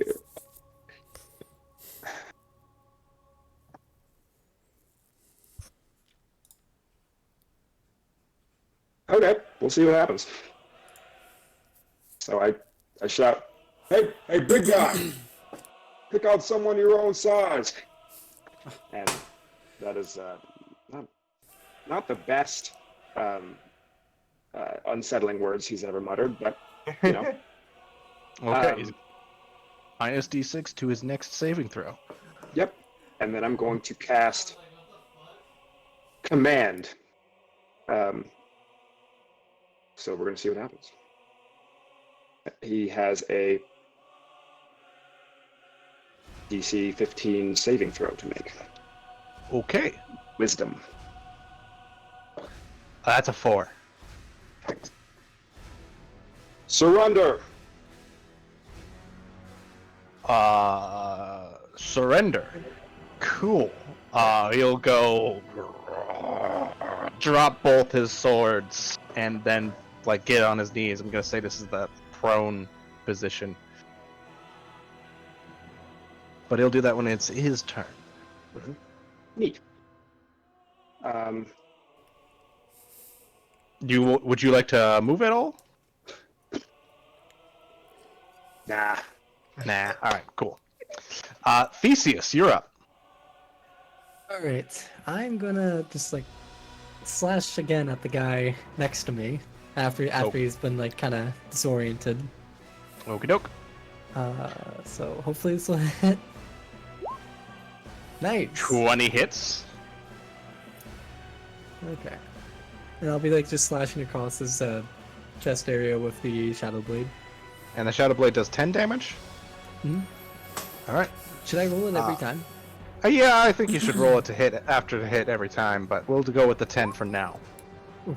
Or 4. Either way, he didn't have enough hit points to last that damage. So Okay. he kind of did. Well, You slash your blade through his back. There's a splash of crimson. He goes ah, and falls to the ground. rest in peace. Once per turn, when you kill one or more creatures with a spell first level or higher, does that count as me killing it with the spell? You killed him with Shadow Blade. That's a spell. You regain HP equal to twice the spell's level. The second level, you regain 4 HP. You're at full health. No, I got hit earlier. Oh, cool. He took the arrow. I forgot about Blade that. a necromancy spell? Does it say necromancy? Shadow Blade. Illusion. Fine. Alright, so I'll gain 4 HP. Okie doke. Professor Gryffindor, unless Theseus, do you want to move? I'm gonna run up to Gryffindor. So actually, how far is that? Theseus, lad, assist me. Yes, I'm gonna run up to assist Professor. I'm on my way. Professor has his hands full over here. All right. You can definitely crab your way around Furloom. Does he always refer to himself in the third person as Professor? When he feels like it. Okay. Makes him feel good. Professor requests aid. Okay. Next up are the Draconian Foot Soldiers, Dude, that's and Yeah, right. I got you, There right. they go You'll be shields down, and then drop the shields on the ground, pull out crossbows, and then well, except for this one. This one's probably going to try to stab Vaughn twice. Did Good luck. we skip my turn by chance? Oh, I think we did. My Or I turn did. was just yelling at Lorik. No, actually, it's Gryffindor's turn. Let's see here. I am going to do another. Ooh. Oh, that'd be Please do pretty it. juicy though. 1, 2. Please do it. Spell.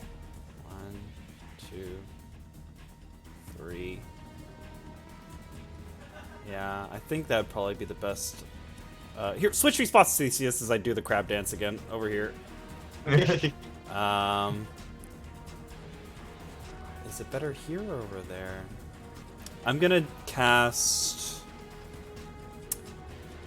Burning Hands on the crowd of dragonoids. Okay. So it's a 15-foot cone. 15-foot cone from you. I'm gonna do the crab dance and just between my Uh, hands a ball of fire that'll conjures hit. and then That'll hit a lot of them. So, Draconoids, they gotta do dex saves. yes.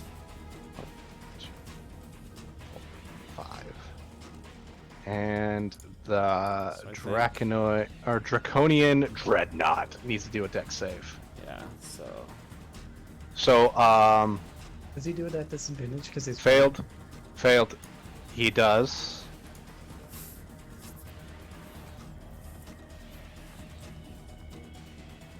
So this guy failed. Oh, I'm not pinging anything. This guy failed. This guy failed. This guy failed. This guy succeeded. Oh. This guy succeeded, and this guy succeeded, and the Dreadnought failed. He rolled a 7. How much damage did you do? 14 damage to those who failed, 7 to those who passed. Dead. Dead. Perish, abominations! Ooh. 14 Nice. minus 7. Oh. Dead. And minus 14. Actually, I have enough movement to go back to where I originally started. Oh, I run up, blast, and then I run back. you see that the flame actually doesn't do as much damage as you wanted it to on the dreadnought. That dreadnought resistant to fire. Good to know. So you just run up, run away, and you hear screams and Draconic go, "Oh God, it burns!" as they burn to death. Now it's the Draconian foot soldiers, and that guy can't attack you, and they're gonna go, "Holy fuck! What the hell was that?" This one is going to run forward to about here and shoot at Henbane. Okay. He gets one shot. That is an 18 to hit. That hits. And this time I'm going to use deflect. I'm going to use my reaction to deflect missiles. Okay, doke. So, it reduces the damage. All right. So it's it reduces whatever it is by 17. Oh, you just Yeah. catch the bolt before it even touches you. Oh. So I'm No going damage. to then spend a key point to throw it back at him. Oh, that's dope. Fuck yeah. Oh my god. Monk shit. Love it. You just catch it, spin it around your fingers, and throw it back. A 14 hits. Okay. And then how many damages does it do? Should I do it as my dart damage? I'd say do Or it as your dart damage. It's okay. pretty much Close. a dart. Let me see. Well, 7 damage. it's 7. So you did the exact same damage he was going to do to you. He goes, "Ah!" Maybe he'll think twice about shooting at people. Let He that be a turns to his friend, lesson. "Don't shoot her! She can throw things back!" She's a Jedi. This one is gonna go, holy fuck, spacing, and then run this into the corner and shoot at Gryffindor. Because he hasn't got enough damage yet. Not I was yet. hoping he'd shoot at me. That crits. What? That's a critical hit. 23 to hit. Fuck. Yeah. You take 12 plus 5, 16 damage. Ooh. You as it hits me, you can see the glyph of warding just shatter to pieces. Gracious, are you okay? What was that number again? That was That was 16. 16. Damn, we only. Ooh, that Shit. hurt. Wait, maybe. Yeah, you're 5 feet away from me. If you're 5 feet closer, I could have reduced that damage for you. Yikes. This guy's gonna move this way and shoot at Ezra. Ezra, are you still paralyzed? Yeah. Yep. Yes, he gets advantage. Oh. Oh god. I didn't get you. Rolled a 19 to hit. Yeah, that'll do. Ezra, he rolled really low in damage though. 5 piercing damage. Okay. Okay, that's not that bad. You don't need it. You're fine. I can't move. Ezra, it is your turn. I am surprised none of those two decided to hit for Lou. Like, Monda, Professor Grifter is concentrating on a spell right now. Anyway, Ezra, unfortunately, your Wisdom turn is save? spent. At the end of your turn, you make a wisdom save. Cool. 18? Is that enough? Yeah, that's enough. Okay. Wow. Right through the. Can't see the aura woke me up.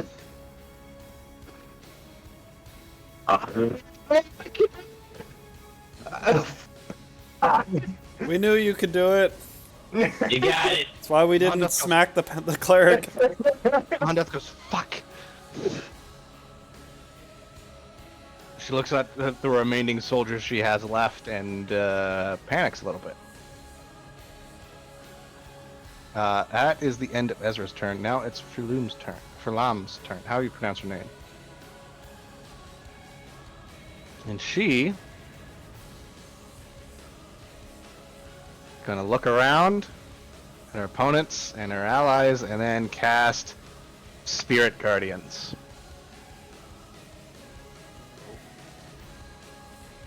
I couldn't hear Q, but I could definitely feel what he said.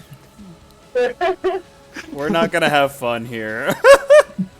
You and me, we're not gonna have fun here. I just saw the 15-foot radius sphere centered on her moves with her. Bam. oh no.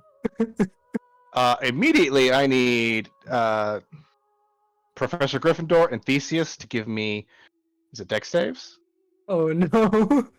It's Dex saves. Gryffindor, you succeeded. You take 5 necrotic damage. Ooh, I have 1 HP.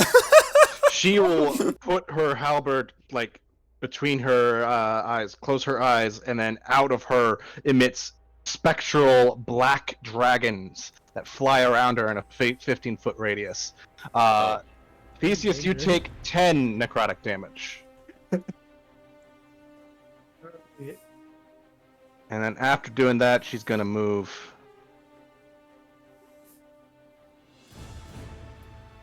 And I believe that's a concentration spell as well. This is a concentration spell. Damn. Okay, I just realized I'm a bigger predicament than I thought it was. Next up is Henbane. Okay.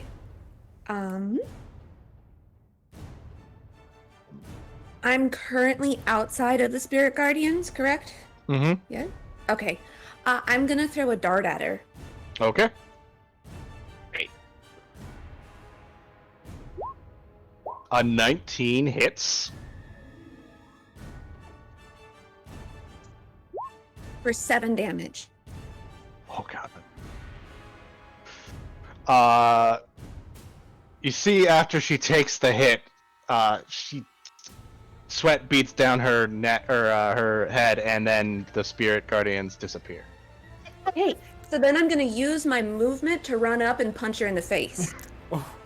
Okay. What a bad. Dang. So Concentrate gonna- on this. run up here, and I'm gonna spend a key point to do Flurry of Blows. Okie doke. Um, Oh, I just realized I could have used a reaction.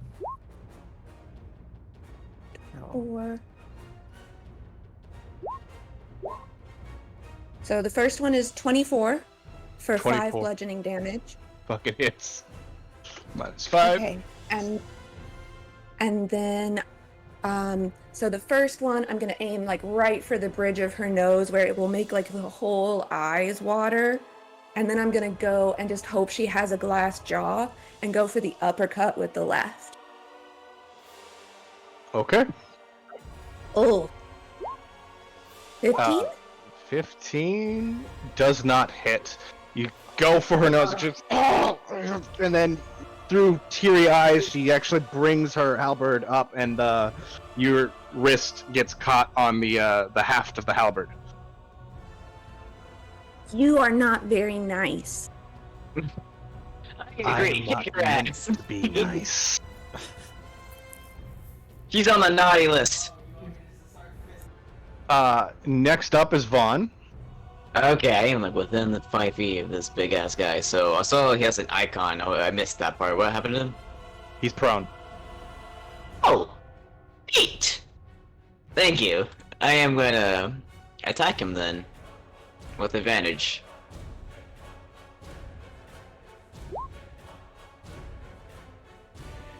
Uh, 12 does not hit.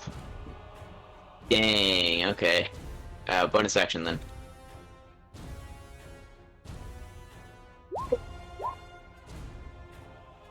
A 24 definitely does. Oh my. I'm using my other psionic ability to additional damage with that. So it's 6 additional damage, so it's 16 damage total. 16. You Oh, wait. cut through its thick hide with your second sword, and yank the blade free. What's that other roll? Oh, it's my breath weapon. Oh. Oh, Nope.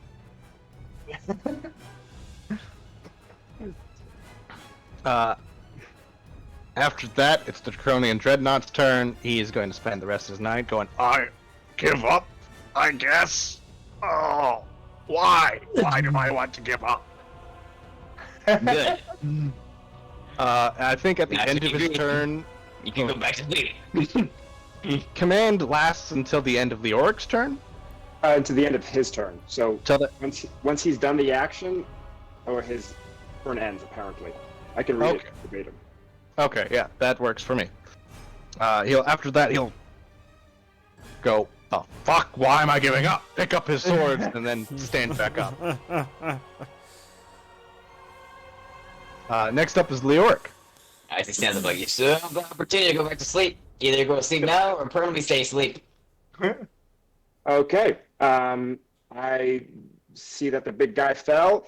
He was able to stand back up, and from this distance, I don't know, he's the biggest, meanest looking target, so I'm gonna cast Dissonant Whispers on this fellow at 2nd level.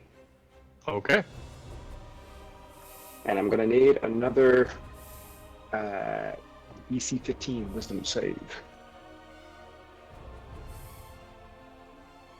Not very wise. And he rolled a natural 1. Oh, Nice. okay. So I roll damage, and then since he failed, he'll take full damage, and he uses his reaction to get as far away from me as he can. His reaction? Oh, okay. Yeah. So on a failed save, it takes 4d6 psychic damage and must immediately use its reaction, if available, to move as far as its speed allows away from you. Okie doke. Bards, man. Alright, yeah. 14 psychic damage. You'll reach out your hand, whisper something into his ear. What do you say to this guy that terrifies him so much? Yeah, it's the same like echoing, almost like disharmonic sound of surrender in his mind repeatedly. Surrender, surrender, surrender. He grabs his head and goes, "Oh fuck! Fuck this! I'm out!" And turns around and starts to run away. Vaughn, you do get an attack of opportunity. Theseus, if you want to do your attack of opportunity on Falome, I'll allow it. Hello. Like right now. Sure. Wait, which one? Oh, was yeah, the because room? they Is ran that- away from you and me. Her. Oh. Or, yeah. Yeah. 'Cause I totally forgot about that. Can it just be like a melee attack? Yeah. Alright, so I still have my buff on, right? Mhm. Okay. Oh wait. An attack of opportunity, do I have to roll to hit? Yes. Okay. That's a miss. Okay. Oh, Just gonna unarmed strike. you all miss your targets. Evasus sees Henbane like punching people in the face and he goes, "I could do that." Whew. No, I can't. And Theseus, you go for the strike with your sword, but she nimbly dodges it out of the way. And Vaughn, you see him turn around and go to attack, or go to run away, and you attack him, but you hear the cling against his armor. Damn it. And you get a new sword. Next up, after Leoric is, unless Leoric wants to use a bonus action for anything. I'm good. Alright. Theseus, you're up. So I'm gonna up to this guy over here, and I'm gonna slash at him with the Shadow Blade. Okie doke. Simple but effective. 18 hits.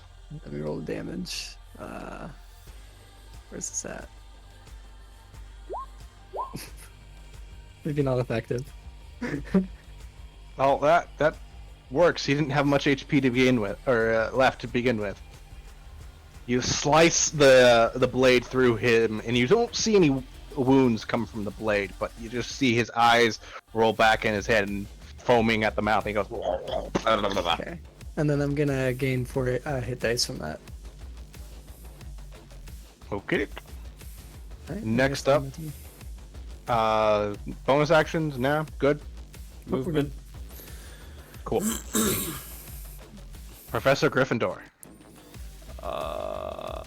I'm like bloody leaning up against the wall now that the cleric has left my vicinity, and I can rest a moment. And I go, I'm getting too old for this shit. As I get a potion and I pour it down the hatch. What's your passive perception? 15. 15. They're not trying to be quiet back there. You see coming from this cave, you hear like, wait, no, stop. Behind Wait for me? them to come out, then we'll ambush them. Over here? Yeah, behind you you see the boy. cave go further than you actually see. And you hear people talking Draconic. I look over there and I go, oh, god damn it. Is there a door? Is it a door? There isn't a door. It's an open cave, and you can see through it. But you see light coming through it, but you don't see anyone there. I yell up in Draconic, "Don't worry, everything's fine!" As I conjure a ball of lightning out at the cleric. I'm gonna cast Bolt. That's a 17 to hit. 17 bolt. That hits. 7 lightning damage.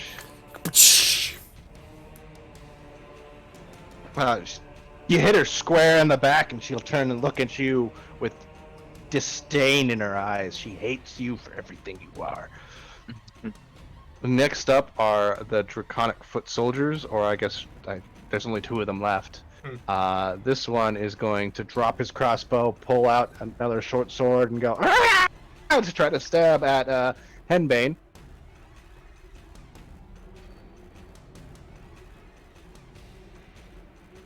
Yeah, a 13 doesn't hit. I think a 16 hits. Yes. For his second attack. He goes, ah! You block it, but then he pulls out the second short sword out of fucking nowhere and stabs you in the gut a little bit for 7 piercing damage. Oof. The one you threw a bolt back at is going to go up here. And, Professor Gryffindor, are you going to be actively blocking him? Yes. Okay, I need you to make an athletics check real quick. I go, hey, what are you doing? You can't get through here. Athletics, I'm not very good at that. 7. I'll, 6. What? I gotta get out of here! No! Off limits! I'm just watching these two duke it out. And then, Ezra, it's your turn. You are free. Yeah, I'm like cracking my joints, getting all unstiff, and I look at the cleric, and I'm just gonna walk up to her. And I'm gonna make another blade appear in my hand, and why don't you hold on to this? Oh, Let's roll. 17. 17 hits. Boom. And that's with sneak attack, because There's Henbane's right there. That's 9 damage? not 11. 11. 7 plus 4. Yeah. I can do math. She's And then, still awake. Oh, my bad. I have another one right here. And I'll hold up my other hand and try and stab her with it too. Let's see. 15. 15 does not hit. She actually grabs your wrist and throws you back and goes, "Do not test my patience." And there's looks like she's going to do something, though she is really tired. Cool. I will end my turn there. Okie doke. Next up, it's her turn. She's gonna look around and go, Fuck. And use her turn to cast Cure Wounds on herself. That's gonna accomplish a Illegal. whole lot. It's illegal. Not Should- allowed. Touch herself on the chest, and then a weird, eerie, dark light appears from her, and her wounds begin to close as she heals for numbers. Not a lot of numbers. That's a waste of a second level spell slot. And that is her turn. Next is Henbane. Oh, it's me. I think that you just wasted that, and then I'm gonna punch her. So I aim for like right where she put that spell in. I'm going like mid solar plexus. Ooh. Do it. 21 to hit. Oh. Yeah, it hits. 4. Only for 4 damage. Uh, And You still wind her. She goes, oh! and then while she's sort of doubled over, I'll do a single unarmed strike, and I'm gonna aim like right for here, the corner of the jaw. Okay. Dislocate. 17 17 hits. for 6 damage. After just karate chopping her jaw a little bit, she goes, ah! She looks very, very fucked up. And, Vaughn, it's your turn. I'm gonna move over here. I'm gonna look at her and say, "Oh well, this is how it was gonna end, as it always does." I'm gonna stab her.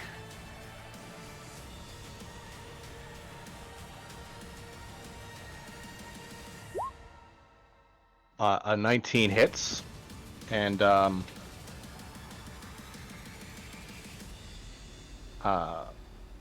blade pierces through her, and she actually grabs the hilt and pulls the sword in closer. And she looks at you and goes, "Your end is coming, Tiamat. Nothing can stop her revival. Well, You unfortunately, cannot stop us." your end has come. It's letting you know, whatever you have started, it shall end quicker than you thought. Now, rest in peace. And then she goes, "Blow." Now I'm gonna turn to lizard fuck and say, "So, what are you gonna do now?"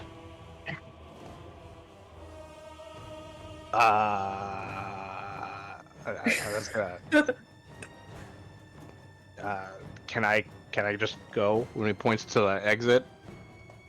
Can you join us? You mind trying to help us fight with everyone else? Look, you killed a lot of my friends, and I'm just gonna go. They're replaceable. No, they're not really. I'm just. And I'm good. I'm good. You know what? This is your guys' war. I think I'm done with the whole dragon roar thing. I'm good. I'm gonna turn to everyone like, all right. If I ever see your face again, I'm gonna frost breath down your throat like Godzilla. Noted. All right, I got Alright. I love that play. Next up is the Draconian Dreadnought. He's gonna take a last step and go, "What the fuck am I doing?" And turn back around. Does he have a fly speed? What? He does. You see wanna run his the back wings spread forward, and he dashes forward 60 feet flying. Please tell me he looks like a Macy's Day Parade balloon.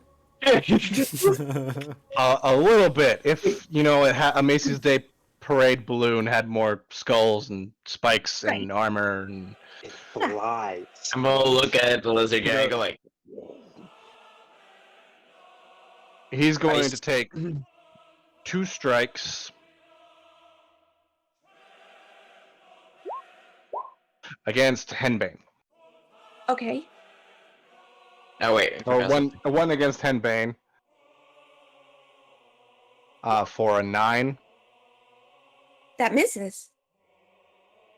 And then 1 against Ezra.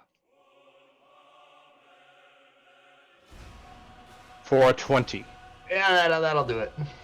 Ezra, I need you to make me a strength save. You take 7 damage right off the bat. Ouch. 18? You are not knocked prone. You actually get you do like this weird somersault backwards instead of being knocked prone. But you do take that 10 or 7 bludgeoning damage. Oof. And he sits like a little bit off the ground, just flapping his wings, and goes, "Right, I'm gonna kill all of you, or at least die trying." I think it's next up, probably going to be the second one. yeah, probably. Is Leoric. But you know, Tiamat and all that. Okay, so it's my turn. Yes. I kind of get a look at the field. I heard their exchange. Feeling a little bit more confident now. I walk into the room, about here, and from here I'll say, I hope it was worth it. And that will be my final unsettling words onto the big guy. And I will cast Cause Fear onto the big dude. So Okay. that will be at DC 15 Wisdom. I'm sorry, DM. Your big guy doesn't get to fight this fight. No, he doesn't. He rolled a 9. Man, I can't wait to Okay. use this big dragon on them. So, from what I understand, he is now frightened for as long as I'm in his line of sight. And he can repeat saving throws at the end of each of his turns. Okay. So he can't So- move closer to me, and he has a disadvantage on like everything. So do you get to choose when to use your save thing? I forget the name of the ability. Let's see. Or does it go off like on the next save he does? I think it is on the next one. Yeah, the creature must subtract a roll from the next saving throw it makes. Okay. Yeah, so that would be burn. All right. Well then, he looks at Leoric and go, "Oh God, not you again! Why? Go away! I don't want to play with you anymore." And he looks like he's about to book it. Next up is Theseus. Okay. I am gonna. Is this guy near Professor damaged at all? Yes. Alright, I'm gonna cast Toll of the Dead on him. Okie doke. Wisdom save. He rolled a 0. Oh my.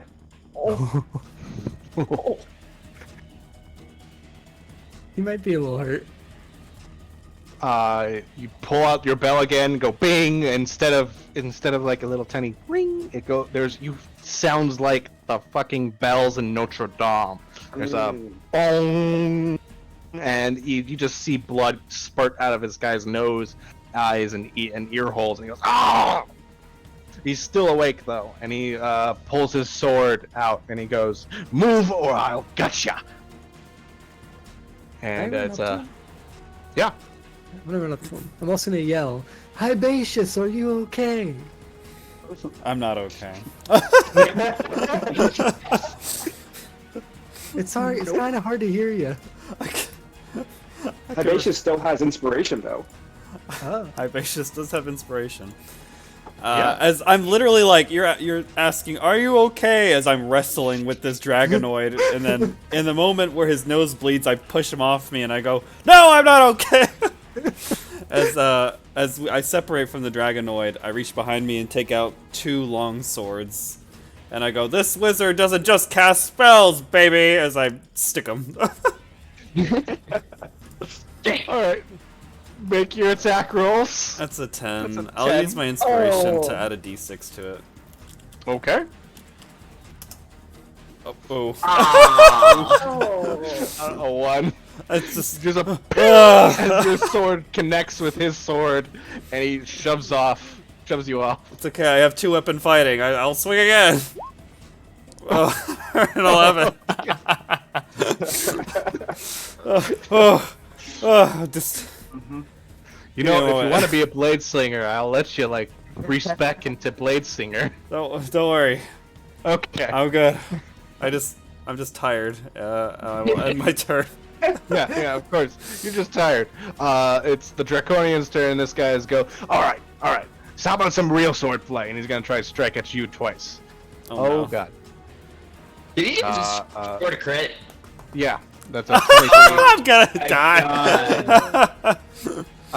You take 11 damage. I will. I don't know if that's gonna save me actually. No, it won't save me. I'm gonna go down. He just hits me and I just keel over. Okay, he doesn't do his second attack. He immediately climbs over your unconscious body, not corpse, because you're not dead yet, and books it. Theseus, you can make your attack of opportunity if you wanna. Nice. And I still have my Shadow Blade on, right? Yeah.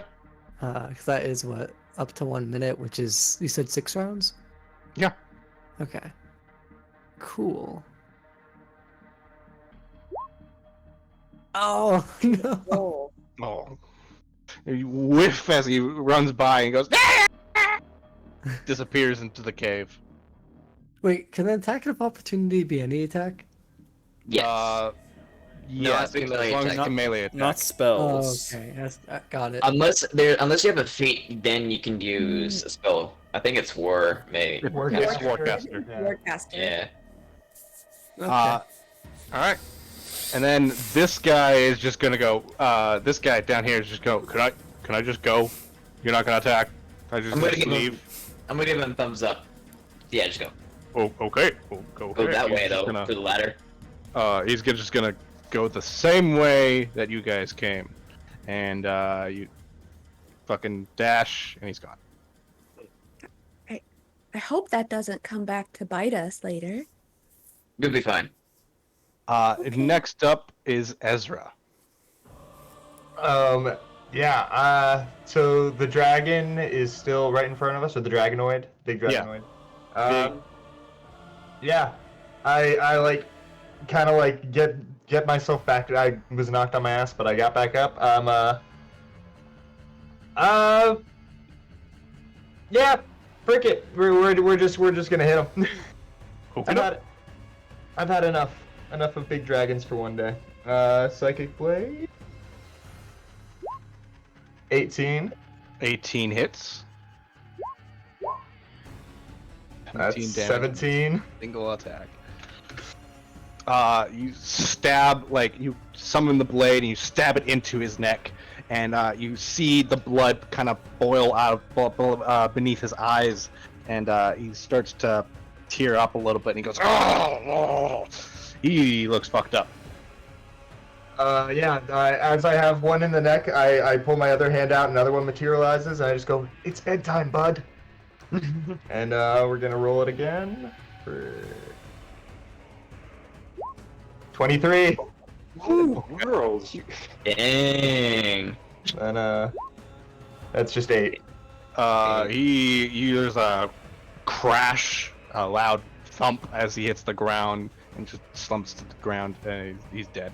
Yeah, I look at Henny, and Vaughn, and I just go, shh, smile. And with that, I think most of the combat is pretty much over. Yeah, everything else ran away. The room falls silent once again. Well, not entirely. Herbaceous Gryffindor, roll a death save. Oh, hold on. I need to subtract the last 5 hit points. And death save. 14. Oh, 14. You guys hear Professor Gryffindor just cough up, go. No, walk up to him. I also Does walk up- anyone have any healing spells? I have a healing potion. I do too. Like shuffling around in my jacket, trying to find it. I just haul ass over there, and I'm go hold his nose, and I pop the cork with my teeth, and I go bottoms up. Professor, don't worry. I've studied necromancy. Covered. You have life insurance. I'm not sure that's good. Anyway, Professor Gryffindor, you do get 2d4 plus 2 healing.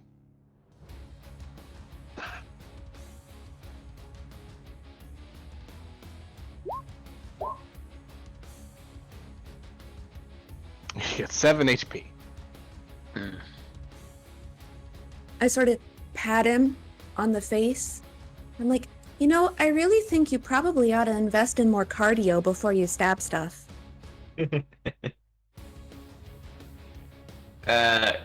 Quentin, I think your mic's muted. Shit, fuck, I'm muted. The old pappy taught me how to swing the longswords when I was 13. I still got it. You maybe you want to take a correspondence course. I think I need to hit the gym a little more. Yeah. Here, I I'll did. help you up. I did. Yeah. Thank you, young. Thank you, young lady. Yeah. I mean, yeah. These things hit hard, huh? Yeah, totally. Yeah. Whew. Yeah. Anyway. I'm no warrior. I did warn you. I'm a college professor. Who, for some reason, knows how to use a sword. Who, Kinda. I was a yellow belt in sword play when I was growing up. Let's see here. I don't have any more health potions, so can we? There's some more people up the stairs here. I think we should go find a tent. Probably a good idea. I need my, people my age. We need our afternoon naps. Take a break. Okay, Grandpa. Maybe back up the ladder in that room. Does anybody have a butterscotch? I pull out a really dusty. I have a peppermint.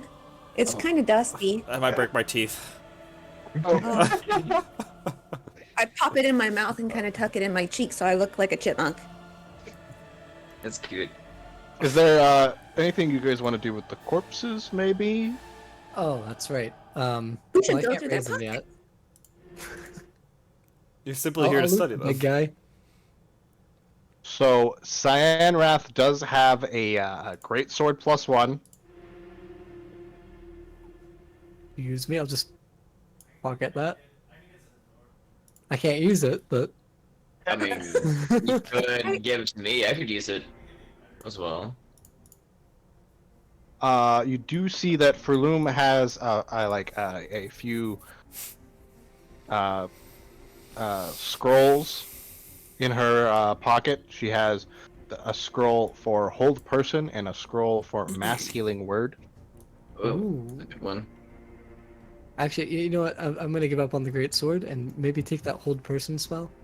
I will Scroll. probably take that Great Sword +1. And she has on her person I'm gonna apply that to my inventory right now. 74 gold. Herbaceous, do you want the healing spell? As you turn and look for Hybaceous, you notice he's just gone. Oh, Wait, where'd he go? I think he went down this way, and I point down the corridor I'm next to. where I saw Hypatius run up in at the time. Oh. Hypatius, as you enter the room, can you give me a perception check? Sure. Where'd he go? 19. 19. You do notice that. What? That. Oh, the egg? Yeah. Yeah. Is this why you entered this room? Yeah, I looked in the room, saw it as an egg, and I immediately ran for it. And I'm just obsessively examining the eggs. All right. Guess I'll So, take killer school. yeah. That's all the items they had on them. The Draconians' weapons seem pretty mundane.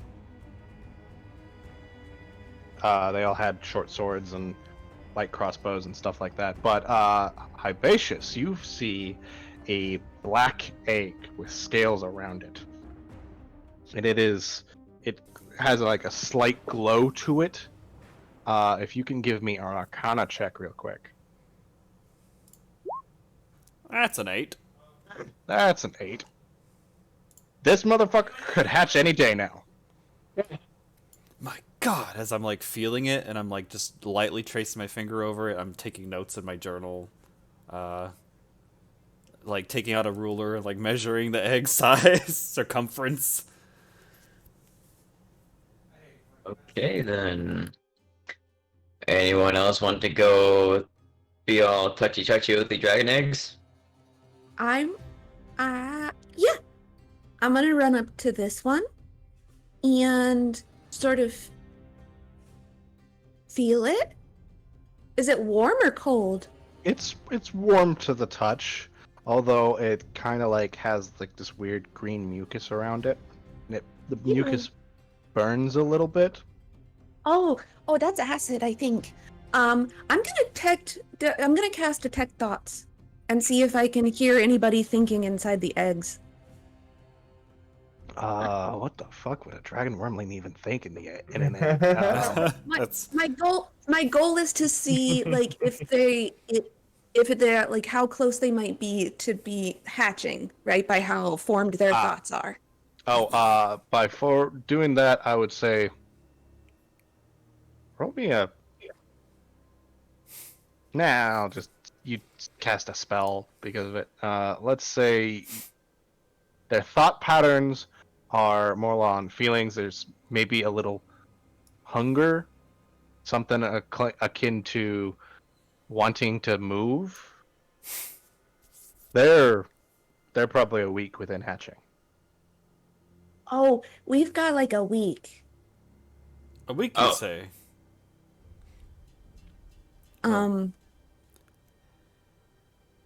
So Were we planning to smash these, or are we taking them? What was I'm what just were we gonna be going off for to the with these? side. I'm just gonna be off to the side trying to make room in my back. From my knowledge of my trip from Candlekeep, how long would it take to get these eggs there? These eggs, from your knowledge, these eggs weigh 150 pounds each. Woo! They are pretty big, so they can't really fit in any bag. Probably the only person who can carry them is Vaughn, and he could probably only carry one. Most likely. It's a real shame. I don't have any way of contacting my colleagues at Candlekeep. I mean, technically 2. Well, that's about it. I think we should.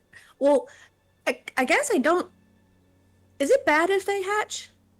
They are chromatic dragons, so they will have an evil nature to them, from what I can tell. Well, but is these guys hatching directly connected to Tiamat coming back? Would I have any reason to believe so? Give me an intelligence check. I want to say, as the player, from what I gather, no. But I mean, I can make an You said intelligence? Yeah. 10. 10. Well, I mean, more chromatic dragons in the world is usually a bad thing, but probably to Tiamat coming back, they're probably not important to that plan. It would take thousands of years for these dragons to reach maturity. These eggs are just a byproduct of the life cycle of dragons. It has nothing to do with the resurrection of Tiamat. That has everything to do with the masks, which we haven't found yet. I take out I punch one.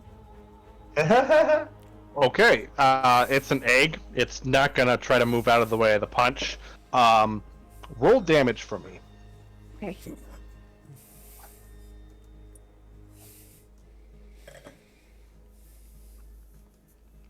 Six. 6 damage. You easily smash through the shell of the egg. There isn't really a sound as your fist smashes into the form of this tiny dragon. Ugh. You just feel the life kind of disappear.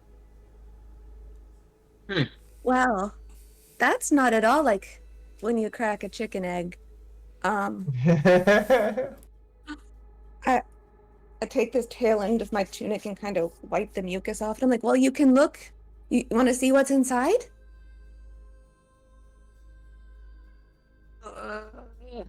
Griff? No? Can do it. Can I call you Griff? Would you only answer to Professor? Oh. I will. I'll hover over the egg and look at you and go, please call me Professor. And Oh. as I dip my finger in and like raise it up, and I go, what a shame. There could be some real research done on the development of dragons if we were to acquire a live hatchling. I mean, there's still a fetus in there. There is the fetus. How How heavy is the fetus though?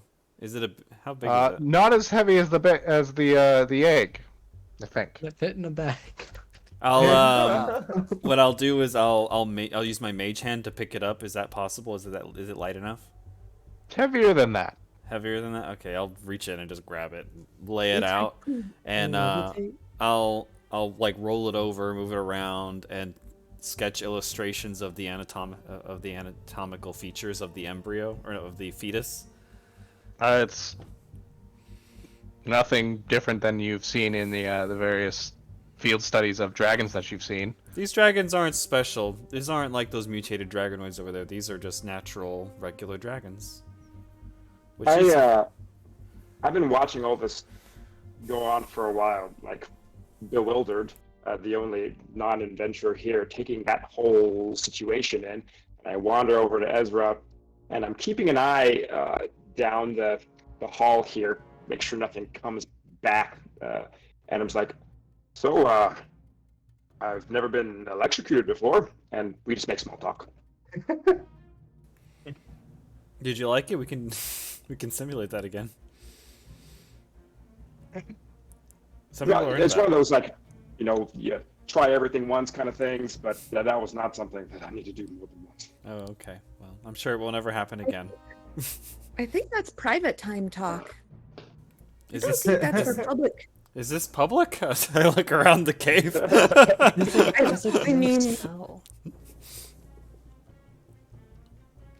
you want me to punch the other eggs, or should we leave them? Are they bad? I don't know. vote for leaving the egg. Unfortunately, I believe we will need to eliminate the eggs if we cannot securely place them in captivity. Well, we could. You do have me. Are you willing to take the time to go to Candlekeep? Because the thing is they're working to summon Tiamat, which could happen any day now. So you have two options: your personal gain into trying to study out these dragons, or Tiamat. Well, as I can, after we stop the arrival of Tiamat, I can always go back and find eggs elsewhere. These aren't the only eggs in the world. That's true, but what guarantees you to find another egg and not another adult dragon defending those eggs? Well, my research doesn't mean anything if the world ends with Tiamat's rise. Who knows? Maybe he'll be a powerful wizard that he could just bitch slap the dragon out of the way. Unfortunately, I also have to bear in mind that I'm hired and working under somebody, and my duty comes before my interests. I was hired to fetch the masks. You were hired to protect me as I fetch the masks. So that's what we'll do. That was the first good thing you ever said. Oh, I promise you well. there's many good things before that. You just weren't there to hear them. Oh, I'm sure. You should hear my lectures. No, thanks. I heard those were a snooze fest. I turn to the bard and I go, these brutes would never understand. I just give a disapproving head shake. Anyway, I'll then tearfully cast Bolt on the egg in front of me here. Wait. Roll your damage. I'm saying that we shouldn't. Natural 20. No hesitation. I mean, you hit. We'll take a couple steps back. This is gonna explode everywhere. 18 damage. Yeah. There's a gross noise as the thing explodes, and you're covered in dragon viscera. I sniff it. Okay. It smells like halitosis. Ooh. I like smear it off and then slap the the liquid on the ground. Alright, and then I'm gonna look at this dragon egg. What about this dragon egg? We got acid. It's the same as the other two dragon eggs. Black, covered in a weird mucus that burns a little bit. They're all black dragon eggs. Oh, okay. Vaughn, what's your decision? I'm against crushing it. I'm also a little bit hesitant. Because I'm technically kind of partly slaying my own kind, but at the same time... After all, what determines a chromatic dragon's nature? You're not slaying your own kind if it's chromatic versus metallic. Dragons are dragons. But I've heard a story of a green dragon doing good before. Back in an elven town. But I'm not sure, would it be the very nature to let just a few draconic eggs hatch? Or do we think this is forceful just because of Tiamat? Zach, from my studies, what I would probably indicate that black eggs belong to black dragons, right? Black eggs, black dragon. I find it interesting because I'll make it noted to the party that the mother of these eggs is nowhere to be found. The dragon we encountered before was a blue one. This one is these belong to a black dragon who's probably not too far from here.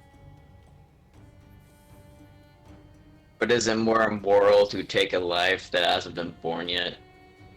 Don't discuss morals with a professor. Something parallax. Anyway, Leoric and Ezra, you guys do hear voices coming from up here. Do I look like a philosophy professor to you? You look like true, Same. but you're also a dragon professor. I'm a biologist. So you have more sense of humanity in these creatures. I'm going to psychic whispers really quick, targeting Vaughn and the professor. And just really quick, we got voices coming. You just hear that in your head. I don't say it out loud. And I'm gonna hide around the corner really quick. Give me a stealth check. My head tilts a bit upon hearing his voice in my head and says, "Ah, shit. We gotta Can I catch see somebody anything either way." down the hall? You do see, if you can see, you see this draconian popping up, and you hear, "Oh fuck, everyone's dead." Yo, Since- I join Ezra. Since I have turns. no idea what's going on, sorry. I'm just gonna try to exchange horn styling tips with the other tiefling down here next to this egg. because I have no Eh. idea what's happening. Still taken French. aback from her just smacking the life out of the other egg. So I'll continue the conversation, but with a very concerned look on my face. I will definitely look to you both like, what the hell are you both doing? We got people coming over here. Just do your thing quickly. I think we gotta prepare for battle. Go. Oh, yes. Uh, So as you can see, like you're supposed to curve it a certain way. In my professional opinion, I would propose that if we could get these eggs safely in the hands of a carrier to captivity, that would be fantastic. But we as a party don't have the time to deliver them, and leaving these here is dangerous, and it could risk lives in towns. You saw what the Blue Dragon did to Green Nest. That could happen again. I don't think you realize how easily I can carry these eggs, actually. I can take Ezra, I mean, can you you can- give me a perception check? Yep. You can carry Because the as- eggs. Yes, I can. Then, as you look to me, I actually lift the egg with my psychic ability with ease, like it literally lifts off the ground. Ezra, you see around the corner this tiny little, almost halfling-sized, black draconoid thing. It's got a massive head and shoulders, but tiny little arms and legs and big-ass wings, and it's hovering across the ground, and it looks almost transparent. It kind of seems to be trying to get closer, and it hasn't noticed you or Leoric yet. I'm going to cast, if you don't mind, Ezra, Go for it. minor illusion about 60 feet to my left. So, like, right, you got to be able to see it. From your point, you'd probably be able to put it. I guess you could like pop out like next to Leoric and just put it right over here. Okay, so it has to be a place that I can see. Yeah. There. What's the minor illusion effect you're doing? I was going to make a sound like an echo coming from the other direction in the cave. Like, oh, we're so hurt. We all need time to heal. It would be awful if we were attacked right now. It feels like it's a voice echoing down from the cavern from the inside. The thing goes, "Arr, arr, arr," and then slinks back, starts heading that way. And you guys easily see these guys up here aren't stealthing very well. So you see the foot soldiers that you fought before, and then this new draconoid that you've never seen. He's got weird, draconic symbols carved into his arms and wings, and he sees the other draconoid go that way, and he taps the foot soldier on the shoulder, and points in that direction. Very well. Take the egg if you must. Professor and Vaughn, you both hear in your head, I think we just bought ourselves a little time, but we got about 4 more baddies that are going to be coming in a little bit, or that we'll run into on the way out. Might Okay. want to pass it on. It's my character. Gryffindor, you want to take this egg or not? I can easily carry at least one egg at a time. Or 2 eggs, technically, but we already destroy the other 2. Carry it for now. How about that We'll we take it take with it? us. Alright. And I'll whisper to the rest of the party. Are you guys still in the mood to fight, or are we gonna find a resting spot? If we're gonna get out of here, we need to move now.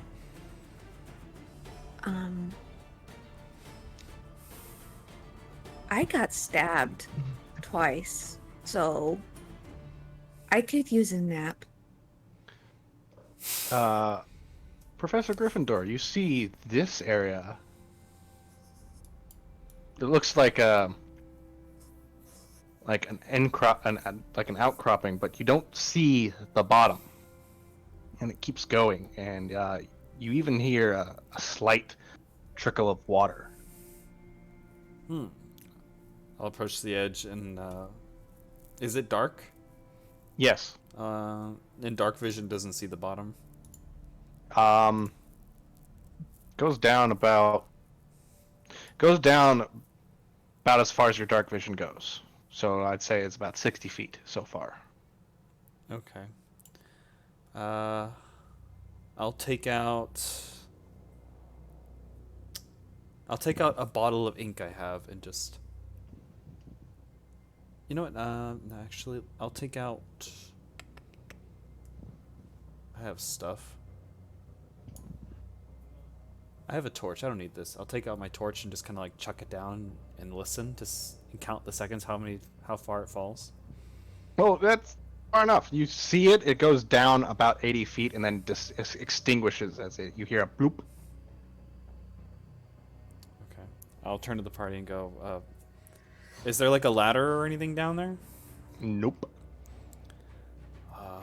I'll You take did out... see seconds before the torch hit the water that the water was probably moving towards that direction. I'll take out some rope, and I'll look around to see if there's anything I can tie it to. Which one's the spiky thing that grows out of the ground? Stalagmite. Stalactite. Stalactite in the ceiling. All right. A stalagmite, pretty thick, is just sitting next to you. You could tie it to that. Yeah, I'll just pretty start easily. tying it, and I'll throw the rope over the edge, and I'll like do a small like whisper to the party, and I'll start to climb down. Okay. Does he do this all the time? Just This like is go different. off and. This is different for him. He's very confrontational, but this is different for him. Okay. This wizard, this old man has 7 HP. Ezra, you see the black dragonborn kind of come back from where he was, and he's shaking his head, or the black draconite thing, and they go, they must still be in the hatchery. Move quickly. I turn to Leoric. Well, are we going? People are coming. Do you want to go down, or are we gonna hold? I'm leaving, and I'm invisible. You're invisible? I cast You just invisibility on disappeared. myself, and I'm making my way downtown. Okay. Wait. Making his way. So Yeah, I'll hold out. I kind of want to do this just for the joke of it. So while carrying the egg, Vaughn, you move at half speed. Oh, well, and I'm not using it with my hands. I'm using it with my psychic ability. I can carry up okay. to a large creature with my psychic ability. I did not know that. No. Good to know. He's just like whoop. So your hands are still free. I thought you were like carrying. Here, I can post it in here. So you all can rope your way down. There you go. Oh wait, where's the at the bottom? Movement. This energy is represented by your psionic energy die. Do you have to use your psionic energy die to use it? It counts as an action per short rest as an action in combat though, but it never describes it when it happens in RP purposes. All right, no, let it happen in RP purposes. You guys slide down the rope. Professor Gryffindor, you get about to the end of the rope, which is 50 feet long. Mhm. There's still more. There's still 30 feet left between you and the water. I will whisper up to the rest of the party. I forgot to ask this before I came down. Does anybody else have any rope? I,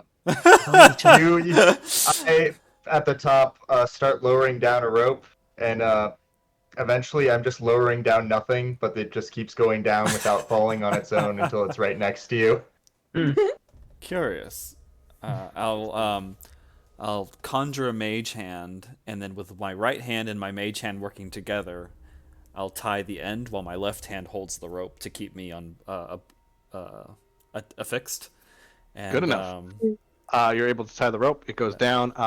It does go into the water, and you see that the water is a bit of a rapid, so it's rushing forth very quickly, and it looks deep. And there's no land to step on. There's no land to step on, and you do see, however, you got up against this cliffside. You do see light coming from your back end, and it's not torchlight. Take my chances. I'm gonna grab the egg and then jump. I'm gonna let the Okay. rabbit take me. Grab the egg and jump. There's a sploosh as you guys see Vaughn just let go of the rope, and then he's swept away. He does. You do take 4 damage. I'm okay. I'll do the like- same. Rocks beating into you. I'll- You jump down, splash, you're swept away, you take 4 damage. This is a bit of a stretch, but I'm going to ask. So, with frostbite, would I be able to freeze the water at all? I did once in Ethan's campaign, so yeah.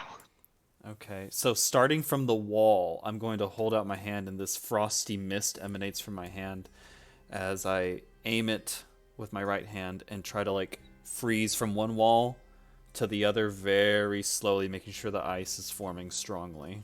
So you're freezing from the top to the bottom? Because the wall you're standing in, it ends about like a couple of feet before the water, but you see the water's rushing out from underneath the cliff. I'm you're just trying to standing freeze the surface, kind of like a lake, if that makes sense.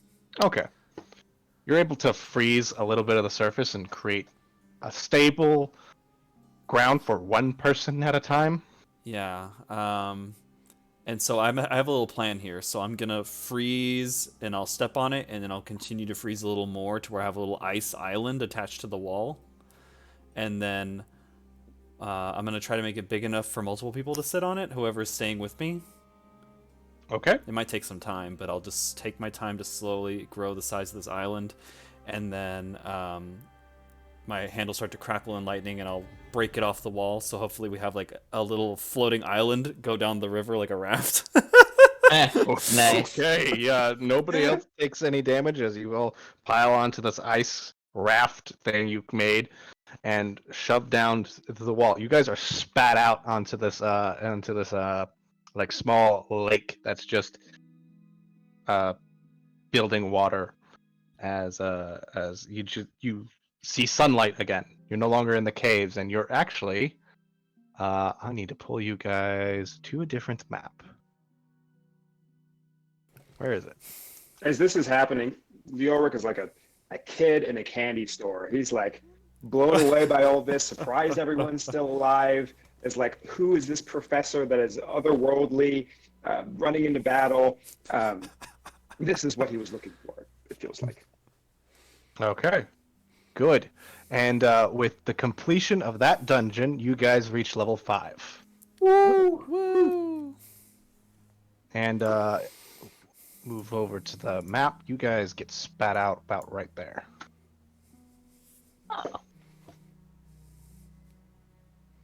So you're about 130 or so miles from Burdusk, or you guys can go to north to El Terrell. It'll be 180 miles through the wilderness. My God. Leosin said we should go to El Terrell next. That's where he's gonna go as soon as he can walk again. It seems like the closest option, so we should that was go like- there. I agree with you. Well, we Like a day also or two need to ago. bear in mind where on this map was the note depicting that the.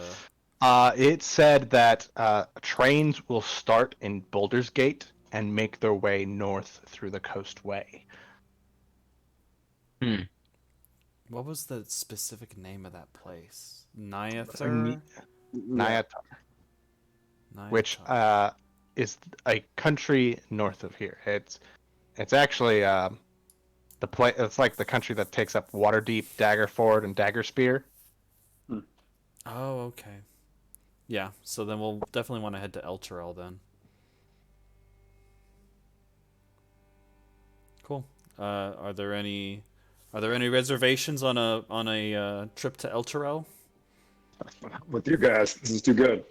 Well, I how look at long Henny. will it take? It'll take you guys about a week and a half to get to El Terrell. I Especially see. since you guys don't have horses. We may have to stop about a weekend. Because we got the dragon egg. We have the egg that'll hatch in a week. You've Yeah. taken the dragon egg from a warm moist area Mhm. to a not warm, moist area. We'd have to keep it Warm. incubated. It's Is there, not. like, It doesn't. any spell I can use to keep it warm? You could sit on it. Can I, can I just like wrap around it while his telekinesis You're is tieflings, and carrying I have both of like us? this. I have like this head lore that tieflings just run hot for some reason. Makes Just, like, sense. hug That's it while we're funny. both being carried. Yeah, I have electricity and ice magic. I don't have fire magic. Hmm. At least cantrip wise. Although it does look like, with the egg in the state it is, it doesn't look like the creature is dying, but it also doesn't look like it's going to hatch I unless have it is firebolt. in the same kind of environment that it was in that cave. I was gonna say, I was like, if we occasionally frostbit it, would that like delay the hatching? But also, we don't want to kill it either. I Might keep it occasionally fresh. firebolt underneath it. If it goes bad, we could make really great omelets. True. Here's what Professor Gryffindor would know about the dragons. He knows that sometimes dragon eggs can remain dormant for thousands of years. Okay. So even if it's taken out from a warm, moist area, it'll be fine, just as long as you don't smash it with your fist or electrocute it till it explodes. Keep it in a safe place. It's like you put an egg in a So- microwave. We could like every Rules time we on it. see a cold lake, we could just like dip it in the cold lake and delay it further. Well, I kind of want to hatch the egg. But maybe not while we're on the road. Are we prepared to be parents on the road? I want this like little dragon companion. Yeah. I'm too young to be a mom. Have you ever had a puppy? It's not easy. I had one as a kid. I thought I could take care of it. It died. We're walking while we're talking. Okay. Let it be Can we have a known. short rest first? That's what necromancy is all about. You guys, I'm gonna say God. Wait, I you're don't a have any. necromancer? Oh. Awkward. Listen, I'm just saying that I value all life, which is why I was against crushing the egg in the first place. And undeath just no happens to be judgment. part of that cycle. I've just never met a necromancer before. Well, aspiring necromancer, please. Oh, Yes. fair enough. I haven't Uh, unkilled anyone yet. You guys can click the long rest button on your things, because nothing really happens in the Green Hills. So, about a week and a half of travel later, you guys are able to see the once grand city of Elturel in the now state it is. Leoric, you remember hearing stories about the Companion, how it was a second sun that sit above the Elturel and could be seen everywhere from Elturgard, and it decimated undead in any form. Unfortunately, it's not there anymore, as the Companion was the reason Elturel was pulled into Avernus in the first place.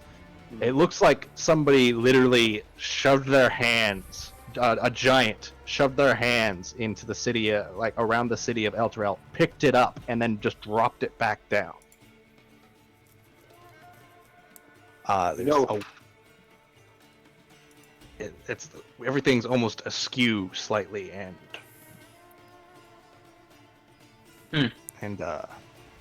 though the city has spread out into the fields around it, it's weird. The spires are slightly to the left.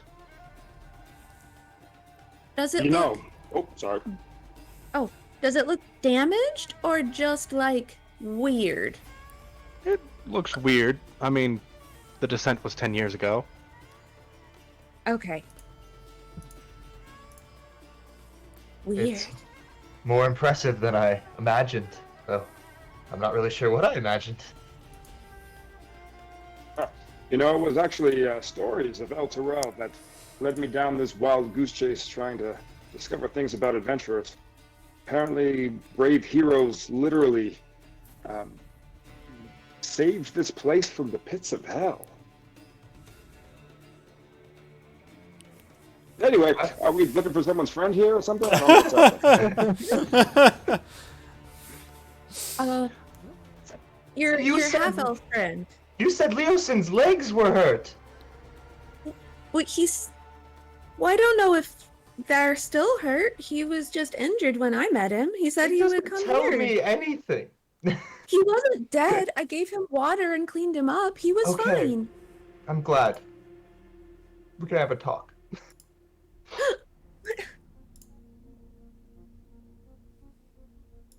All right. Where would he go? He would probably be in a tavern of some sort. Which tavern was that? Did he tell us a place he would meet? He would want us to meet at? He didn't tell me. Although the city itself was slightly askew and it looks like somebody dropped the motherfucker out of from orbit, the city's life still bustles around. People still try to sell everything they can in the market. There's still life within the city itself. You hear hawkers trying to sell everything. Though as you come to the city gate, there's a half elf who looks fully fine, just sitting there tapping his foot. He's got a blue cloak on with Ezra. You notice a silver harp pinned to his cloak, and that's usually the sign of the harpers. Oh, I think we found our man. Leosin! I kind of wave. He looks at you guys and goes, "Finally! I've been waiting for days. What have you found? What is that?" He looks at the egg. We went to the hatchery, just like you said. Is this not what you wanted? This is a live black dragon egg. that's a live black dragon egg. Yeah. He looks around and looks back at the egg and goes, "We can't talk out here. All right, come on, follow me." And he leads you guys to a tavern into El Torel. Down the street to the left, to take another left, and then you take a right, and then go down until you see a giant a tavern called a Pair of Black Antlers. It's got like a giant what's it called? Elk sticking out the top of it with two massive black antlers. And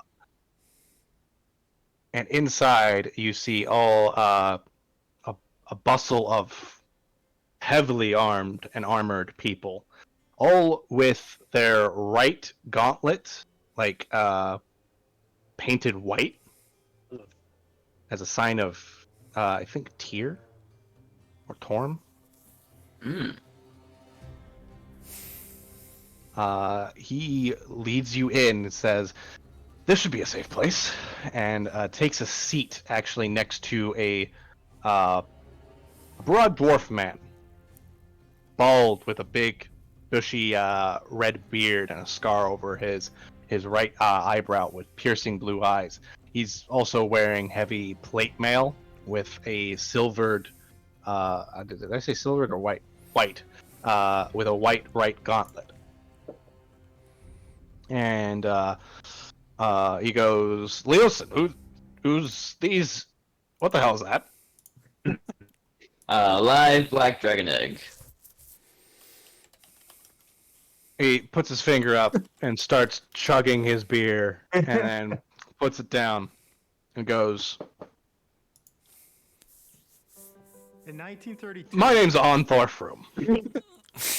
Welcome to the Black Horns, as we call it." Hello, On. Very nice. I am. What are you on. doing with a black dragon egg? That's my boss, the Professor Gryffindor. He's the one who wanted it.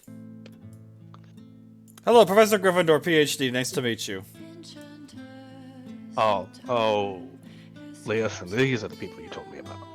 Right, the adventurers who are helping you with that cult. How is that going, by the way? Not great, Anthar. Not great. Anyway, What'd you do when you got in there? What happened? What's going on? I take out the big map that I found with all the cities that were hit, and I slap it on the table. And then I take the note, and I slap it on the table. He picks up the note. Says something about Nyantar. I take out my dagger, and I stick it in the map on through the table. You see the bar tab go, "Hey! What? I saw it in my tables!" What? I saw it in live theater. That'd look really cool. Goes, "You owe me for that." And then Leosin just studies the map, the note, questions the knife, goes back and they got a lot of work. They're moving freight, as in, how are they moving it? Dragon back? I doubt that. Dragons aren't. You know dragons. Dragons aren't one to do menial labor. Well, I mean, it is for Tiamat, but I mean, you could always. Maybe they move freight the same way you and I move freight. They hire a caravan. And by hire, I mean they just steal wagons. Oh no, they could be disguised as caravans. Look, this cult is much more organized than we thought. While waiting for you, there's already been several attempts on my life. Thank God I'm pretty good with my fists, like my friend over there, and he points to Henbane. And look, the cult may know you're already here, and they may have already seen the egg, so that already paints a target on your backs. But what makes it worse is that we may need you to somehow infiltrate the cult. We tried that. Didn't work so well. I mean, I love dress up. Me too. and Onthar goes, good, because you might want to change your clothes. Like, just your whole looks, you're very noticeable. Loud. Yeah. Yeah, that too. All right. So how Suppose- do you presume to hide a elf, 2 tieflings, a half dragon, and the other 2? Oh, that's the easy part, my friend. Have you ever heard of a makeover? I've had so many pedicures. God, it's the greatest thing I've ever had. Anyway, whatever you guys need, the Order of the Gauntlet has ya. And Erlanther Leosin is also going to go, as well as the Harpers. We can supply you with not only new disguises and maybe even cover identities, but possibly new weapons and armor. Jesus, they're like That'd the be neat. CIA. This is a bigger issue than we both thought. Look, my friend here, he is the leader of the Order of the Gauntlet. Yep, one and only. But the problem is that we're dealing with politics over, and there's been a summit in Waterdeep. You may be called soon, but probably not too soon. A summit. Yeah, a summit. Everyone's being called. Us, him, the leader of the Harpers, who is not me, by the way, Leosin says. And yeah. The Lord's Alliance is gonna be there. I've heard the Emerald Enclave is gonna send a representative, even maybe the Zentarum Syndicate. A real who's who. Oh yeah. Yeah, a bunch of big names. What exactly is on the table for the summit? What will they be discussing? The dragon attacks, the cult, now that we know that what they're doing, and the possibility that a war with dragons could erupt. Oh, so that really is the biggest thing right now. Interesting. Yeah. Oh boy. Okay. So, Has the Church of Bahamut made any moves? the Church of Bahamut has been oddly silent, really, recently. Interesting. So, Leosin here told me that you had a friend who's a believer in Bahamut. Where is he? Vladimir. He is elsewhere at the moment. No. All right, fine. He's out fighting crime. His presence is sorely missed. There was a big spotlight in the sky. He said he had to go. I don't understand why. Bahamut had some plans with him, currently. As he says. Wait, he's gonna come back so confused. But I believe there's something Leosin wants to give you. Yeah, actually. We don't expect you to do all this empty-handed, so as a token of good faith, we're going to give you each. He pulls out a large sack and puts it onto the table. Opens the sack and then pulls out a pretty hefty little coin purse and throws each of you 300 gold coins. Neat. Something I could just like take right now. Yeah. Also, did we Get get it any out of my gold from hands. looting the bodies earlier? It's got a good weight to I it. think there was 75 in one of them. That was 12 gold for each of us. Oh, okay. How much did we just get paid? You got 300 gold. Okay. Oh, I have 454. And Leosin says, if you guys need any arms or armor, I believe Antar here would be the man to talk to. I actually need to leave El Terrell tomorrow. Would you be able to make magical weapons and armor? Antar goes, yeah, but I mean, we don't got a whole lot. But You at least- the basic magical weapons and armor, like I'm talking +1 stuff. That's good. That's good enough, honestly. I could use some armor. Is it free?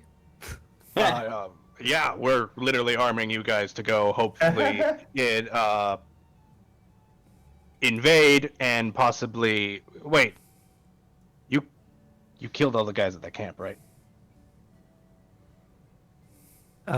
Totally. At least you guys. At least all the guys who saw your face. Everyone who saw us Yes, is actually, yes. Except Everybody for saw our one. face are dead. Except for 2. one person may have surrendered and has promised very, very honestly that he would not engage in any rambunctious activities from here on out. What You you do have to meant to recall say the one yes that- is that yes, we've killed everyone.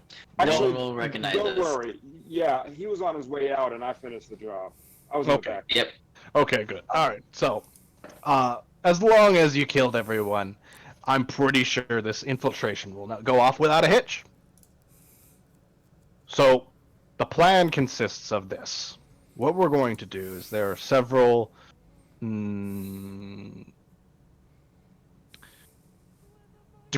discrepancies in several supply chains throughout the coastway.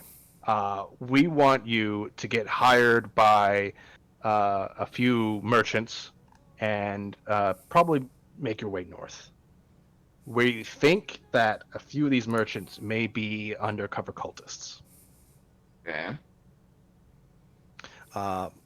First, what we're going to do is we're going to get you set in Boulder's Gate. After maybe a day or two here. I've got a ship with your names on it. It'll get you there in about 2 days.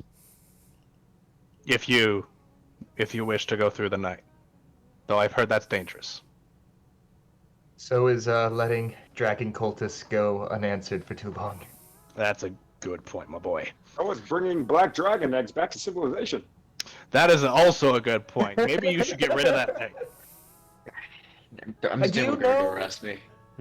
If there's any chance, it would be tasty. I don't know. I've never So- tasted black dragon. Once a chicken has a chick in it, once an egg has a chick in it, you can't really eat it anymore. Eggs have chicks in them? I'll tell you about it later. I do not recommend that we eat our dragon buddy here. Where do you think more chickens come from? I always Dragons. thought Dragon. that. No, that's a cockatrice, mate. Oh, So armor. Do you have anything fancier than just normal leather? Because it's starting to chafe, honestly. So, you guys have access to any of the armors +1, Neat. except for plate mail. damn it. Sorry, Ethan. What's any of the +1s? I don't see it. Are you proficient with armor? Oh, wait. No. Hold on. Yeah, if you're not proficient with armor, you won't get any of that bonuses. I mean, it says that I can. Alright. Yeah, it says the only armor I'm proficient with is Elven Chain.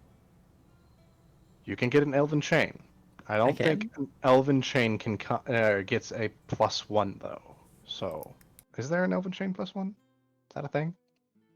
Hold on, I got to look at that. It's a blue one. Elven Chain in and of itself gives you +1 to AC.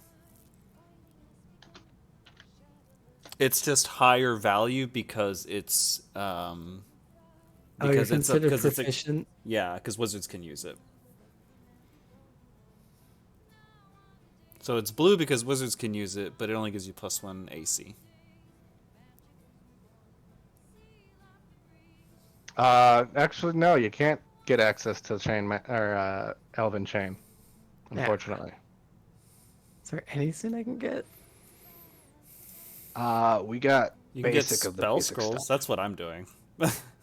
You could get mage armor, the spell. Yeah. Do you think I could get some alchemist supplies? Yeah, alchemist supplies. Are they giving it? Would they give us spells for free? Is that an option? Like spell scrolls? Half price. Half price. Okay, so that's 450 divided by 2 then. For the I mean, record, you- I took us. Oh, go ahead. I was gonna say you could get that for half price. Same with the alchemist supplies. You get that at 25 gold. Okay.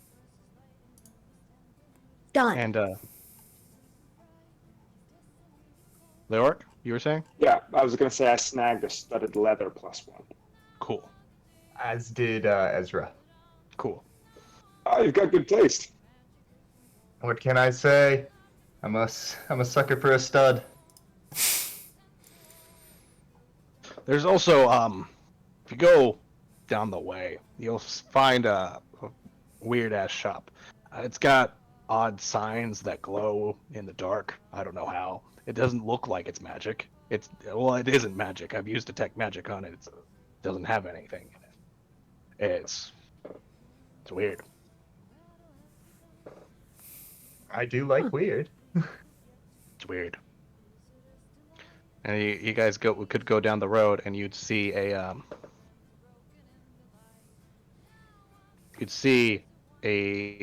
light up neon sign that says Fantasy Costco. Oh my god. It says it in like fancy neon writing, and then the regular Costco logo. And then Costco. you see a set of glass doors that have no knob. Do you know what language that's in? Is that just common? I've never heard Costco before. Maybe it's a name. True. I mean, only one way to find out. Yeah. I'm gonna check it out. Yeah, let's you- go to the door. Take a step towards the door, and it goes psst, opens up, and inside, you pass through, and you hear a jingle. Fantasy Costco, all your dreams come true. This place is magical. I love this place, Ezra. This is amazing. And you see a large brimmed hat dude just sleeping against a shelf of just hundreds of items behind him, and he's just Pardon me. Are you Costco? He pops his hat up and he goes, "No, I'm not. Costco's the name of the shop." Oh. What sort of shop is this? Oh, it's like the an extra dimensional shop that just appears wherever doors could be. If you need us, we'll be there. If you don't need us, we won't be there. So it's a little weird. We're across the multiverse, and yeah. Are What you you need? Did you just always say the multiverse? I forget what multiverse am I in? What plane of existence am I in right now? Hey, run? Oh, Fire Run. I'm in the material plane. All right, cool. I forget that normal people don't know that there's hundreds of other worlds out there, wildly different than their own. This guy's probably blowing your fucking mind. You do see he's got a weird like set of belts that go over his shoulder, and you see these odd capsules in them, and a weird ass contraption on his waist. It almost looks like a hand crossbow, but it doesn't have the handle, the weird crossbow part, and it looks completely made of metal, except for the handle itself, which looks made of wood. And he's a blue tinted half elf, pointed ears, and he pops up his hat. So, welcome to Fantasy Costco. We got everything you never need. What? Name something, and I'll probably have to look it up. In this, it pulls out this massive book, drops it onto the table, and opens it up. What do you like? I look at Henny, like my eyes just like really excited. Health potion? The health potion. That's actually one of our number one items being sold. He pulls out this chest, pops it on top of the book, opens it, and then like almost like fold out papers, like a little elevator pulls out these 4 vials, and it goes. I've got regular, greater, superior, and supreme. This place is great. What's the cost for a regular or a greater? 50, I believe. 150, 50 gold, 150 gold. We also take other coins of currency. Do you use paper money, or is it gold coins here? Paper, like parchment, like trees? Yes, like parchment, or I guess coin. We take all forms of currency, really, because it's useful You everywhere. take like a song and dance?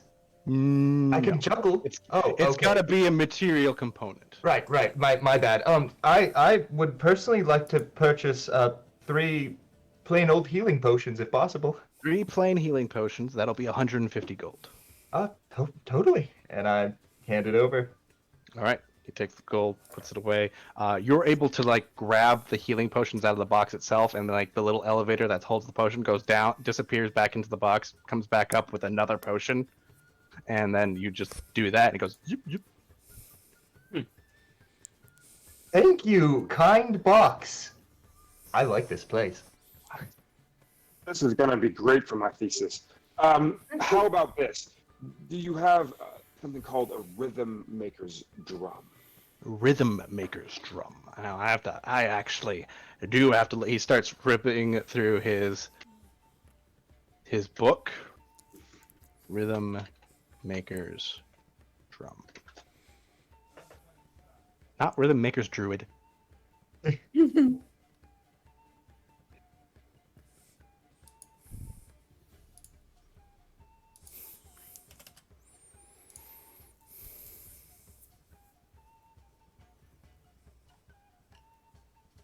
I don't know how to spell rhythm. He's silent. The T is silent. RYTHM? Yeah? Is that it? Yeah.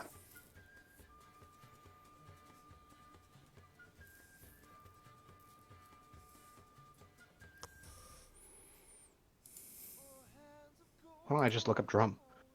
Oh, great idea. All right. It is. Ooh. So we do carry all kinds of rhythm maker's drum. I have. No way. He's like on this weird chair that has wheels on it, and he scrolls back onto this shelf, like several. It looks like he's not moving, but then the shelves just move backwards as he kicks away. It looks like he kicks away from the desk, but in reality he's not moving. And then he kicks into one of the shelves, comes back with this box, and kicks back, puts it on the thing, opens it, and 3 sets of drums comes out. We've got uncommon, which would cost you around, I'm thinking, 200 gold. We got rare, which will cost you around 1,000 gold, and very rare, which will cost you around 5,000 gold. This is going to be a weird question. Are you a god? No. No, I'm just a man in a magical shop with a gun. Okay. But again, yeah, I wonder, have you met, frickin', what's his name? Etrius, what are the names again? Hold up. The names for my character, I don't remember the names for this character, so. Something I like to do is make shopkeepers previous characters I've played as. Neat. Are you always The the name. shopkeep here? Or is it like Nah. a different one? Okay. Depends on where I'm the shopkeep here in. Okay, well I know I'm in Faerun, but where exactly? Ah, yes, I can now remember. Do you remember, or have you seen Aewolf or Sigmar? Aewolf or Sigmar? I haven't seen them in a long time. Bam, okay. Wow. Usually I'd try to barter with a shopkeep, but seeing as though you seem to have some extra dimensional powers, I'll just take the uncommon one. I mean, I always love a good barter battle. So, if you want a barter battle, let's barter battle. Okay. So, I mean, I would love to have the rare one. It would be incredible. I specialize in the drum myself, and me and my newfound friends here found ourselves in a bit of a pickle involving some dragon cults. So you can know that wherever this drum goes, I mean, the rare one, it's going to be going to a good cause. I can give you 400 for it, I know. And if you really do come around, when I have more, I'll give you an extra 100. Just kind of a line of credit. Oh, yeah. we do line of credit here, but it's very rare though. So go ahead and give me a persuasion check. Okay. And I want to help you, so go do it with advantage. I appreciate that.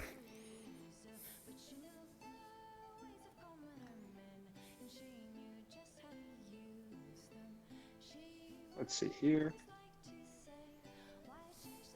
Oh, the advantage on D&D Beyond did not seem to go to the Roll20. I usually just click it twice. Oh, okay.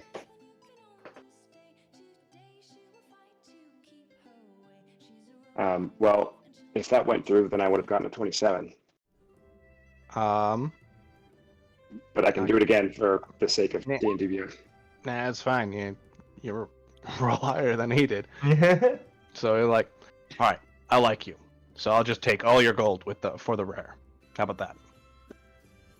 Well, You know, I'll take the 400 then. But yeah. well, I really appreciate it. I mean, what could I say? And I boom, the gold bag of coins in front of him and say, just know that one of the, I guess, dimensions that you visit will benefit from this. Oh yeah. We all benefit. All proceeds go towards something. I'm sure it's something.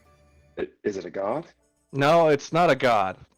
It's probably like an adventurers guild of some sort. Anyway, he closes the box and literally just throws it behind him, and you hear a crash, like with something else. At this point, I just turn around, look at the thing.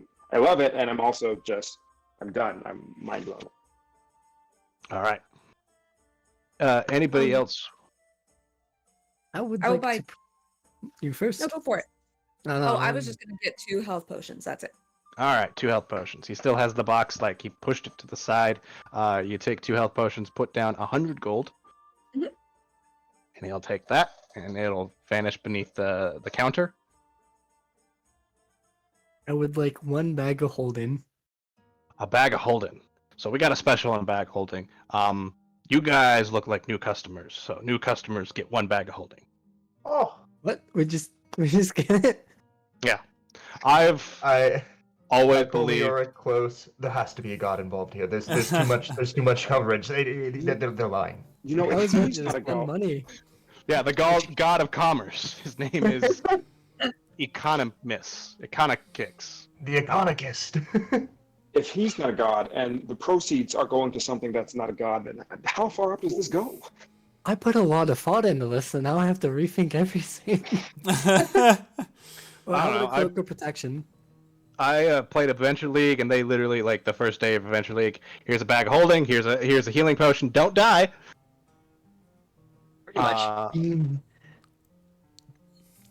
And you said a cloak of protection. Yes. I know that one. I can never remember what to price it though, so I have to look at it.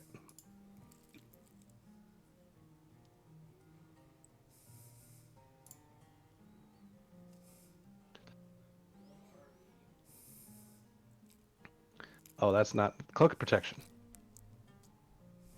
Uncommon. All right, cool. So for this, protect you for a little bit. I'll give it to you for maybe 230 gold. 130 gold. 130 gold? What? What? Was it persuasion? Yeah, it's persuasion. Is that a challenge, my boy? Just, I challenge my boy. Oh. Woo. All right, you said 130. Yep. 175. Ooh, 150. Hmm. I'll roll it again. Wow. 160. 160 and a tooth from a thing you killed. All right. How'd you know I just happened to have legal tender on me? 1 teeth. Legal tender. I told you Throwing to a- take any legal tender. Throw in a health potion, we'll have a deal. Okay, all right, deal. He shakes your hand, and there's like this weird burning from his hand to yours, Ooh. and then he does the thing where he slides backwards without moving, somehow nearly missing the row, goes back, disappears, and comes back with this beautiful blue cloak with gold embroidery and a healing potion on top of it, Nice. Hand him the gold and and the tooth. And the tooth, of course, yes. And the tooth. You take the gold, and I think you actually had some dragon teeth with you, so put that away. They might have been kobold teeth. Or cobalt teeth. I know someone took teeth. What can I get anyone else? Well, I look at my clothing, which has kind of been battered from getting my ass beat. Is there any chance you might have a cloak of many fashions? I like to change it up a lot. Wait, sorry, was that 150 or 160? 160. 160 plus a tooth. Okay. Move. Oh fuck, this is a common item. Yeah. Yeah, I got that. He doesn't even have to go back. He pulls it out from underneath the counter, puts it on top, and it'll say 75. 75. Heck, yeah, I'm good for it. I'm more flush than I've ever been. Cool. And you, young lady, you wanted me to get you something? Me? Yes. Oh. Do you have any ugly hats? Plenty. You'll slide to the right, grab a handle sticking out of the wall, and slide all the way to the left of the counter, and this massive drawer of those weird hook things with the weird hat cap with hundreds of hats on it goes, we got ugly hats, nice hats, some weird looking hats. Don't have my hat though. My head. Okay. I would like one that is comically small so that it fits between my horns. Like- And a hat pin so that I can pin it in there. Right. He'll look through it and take out this tiny little top hat.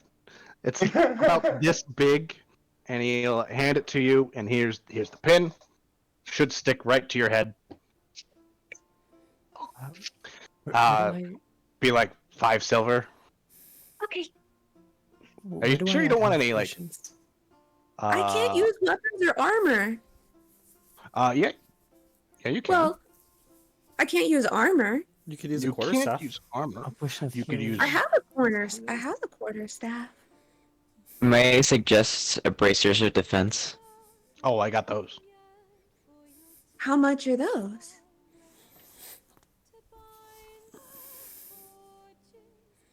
How come it's not letting me add a potion of healing? Like it's not an Ooh. option. Ooh, those are rare. Or just like One a regular second. health potion. They're rare, but they're really good, especially when you're not look wearing up- armor. potion of healing. It just shows me the greater one. You could also get a cloak of protection. I don't know if that's rare. Book of protection is a plus as a green item. Look, darling, how good are you with needles? With needles? Yes. And do you have any tattoos? Your character? My Oh, there it character? is. No. I was like, no, I don't have any tattoos. Would you like a magical tattoo? I could also suggest a magical weapon for a monk, which is a signia clause. Is it coiling grasp? Is the tattoo pretty? It could really look like whatever you'd like. But here it is. I have, and he pulls out like this small case and opens it, and you see this large needle. All you gotta do is press this needle to your arm for about an hour. Okay.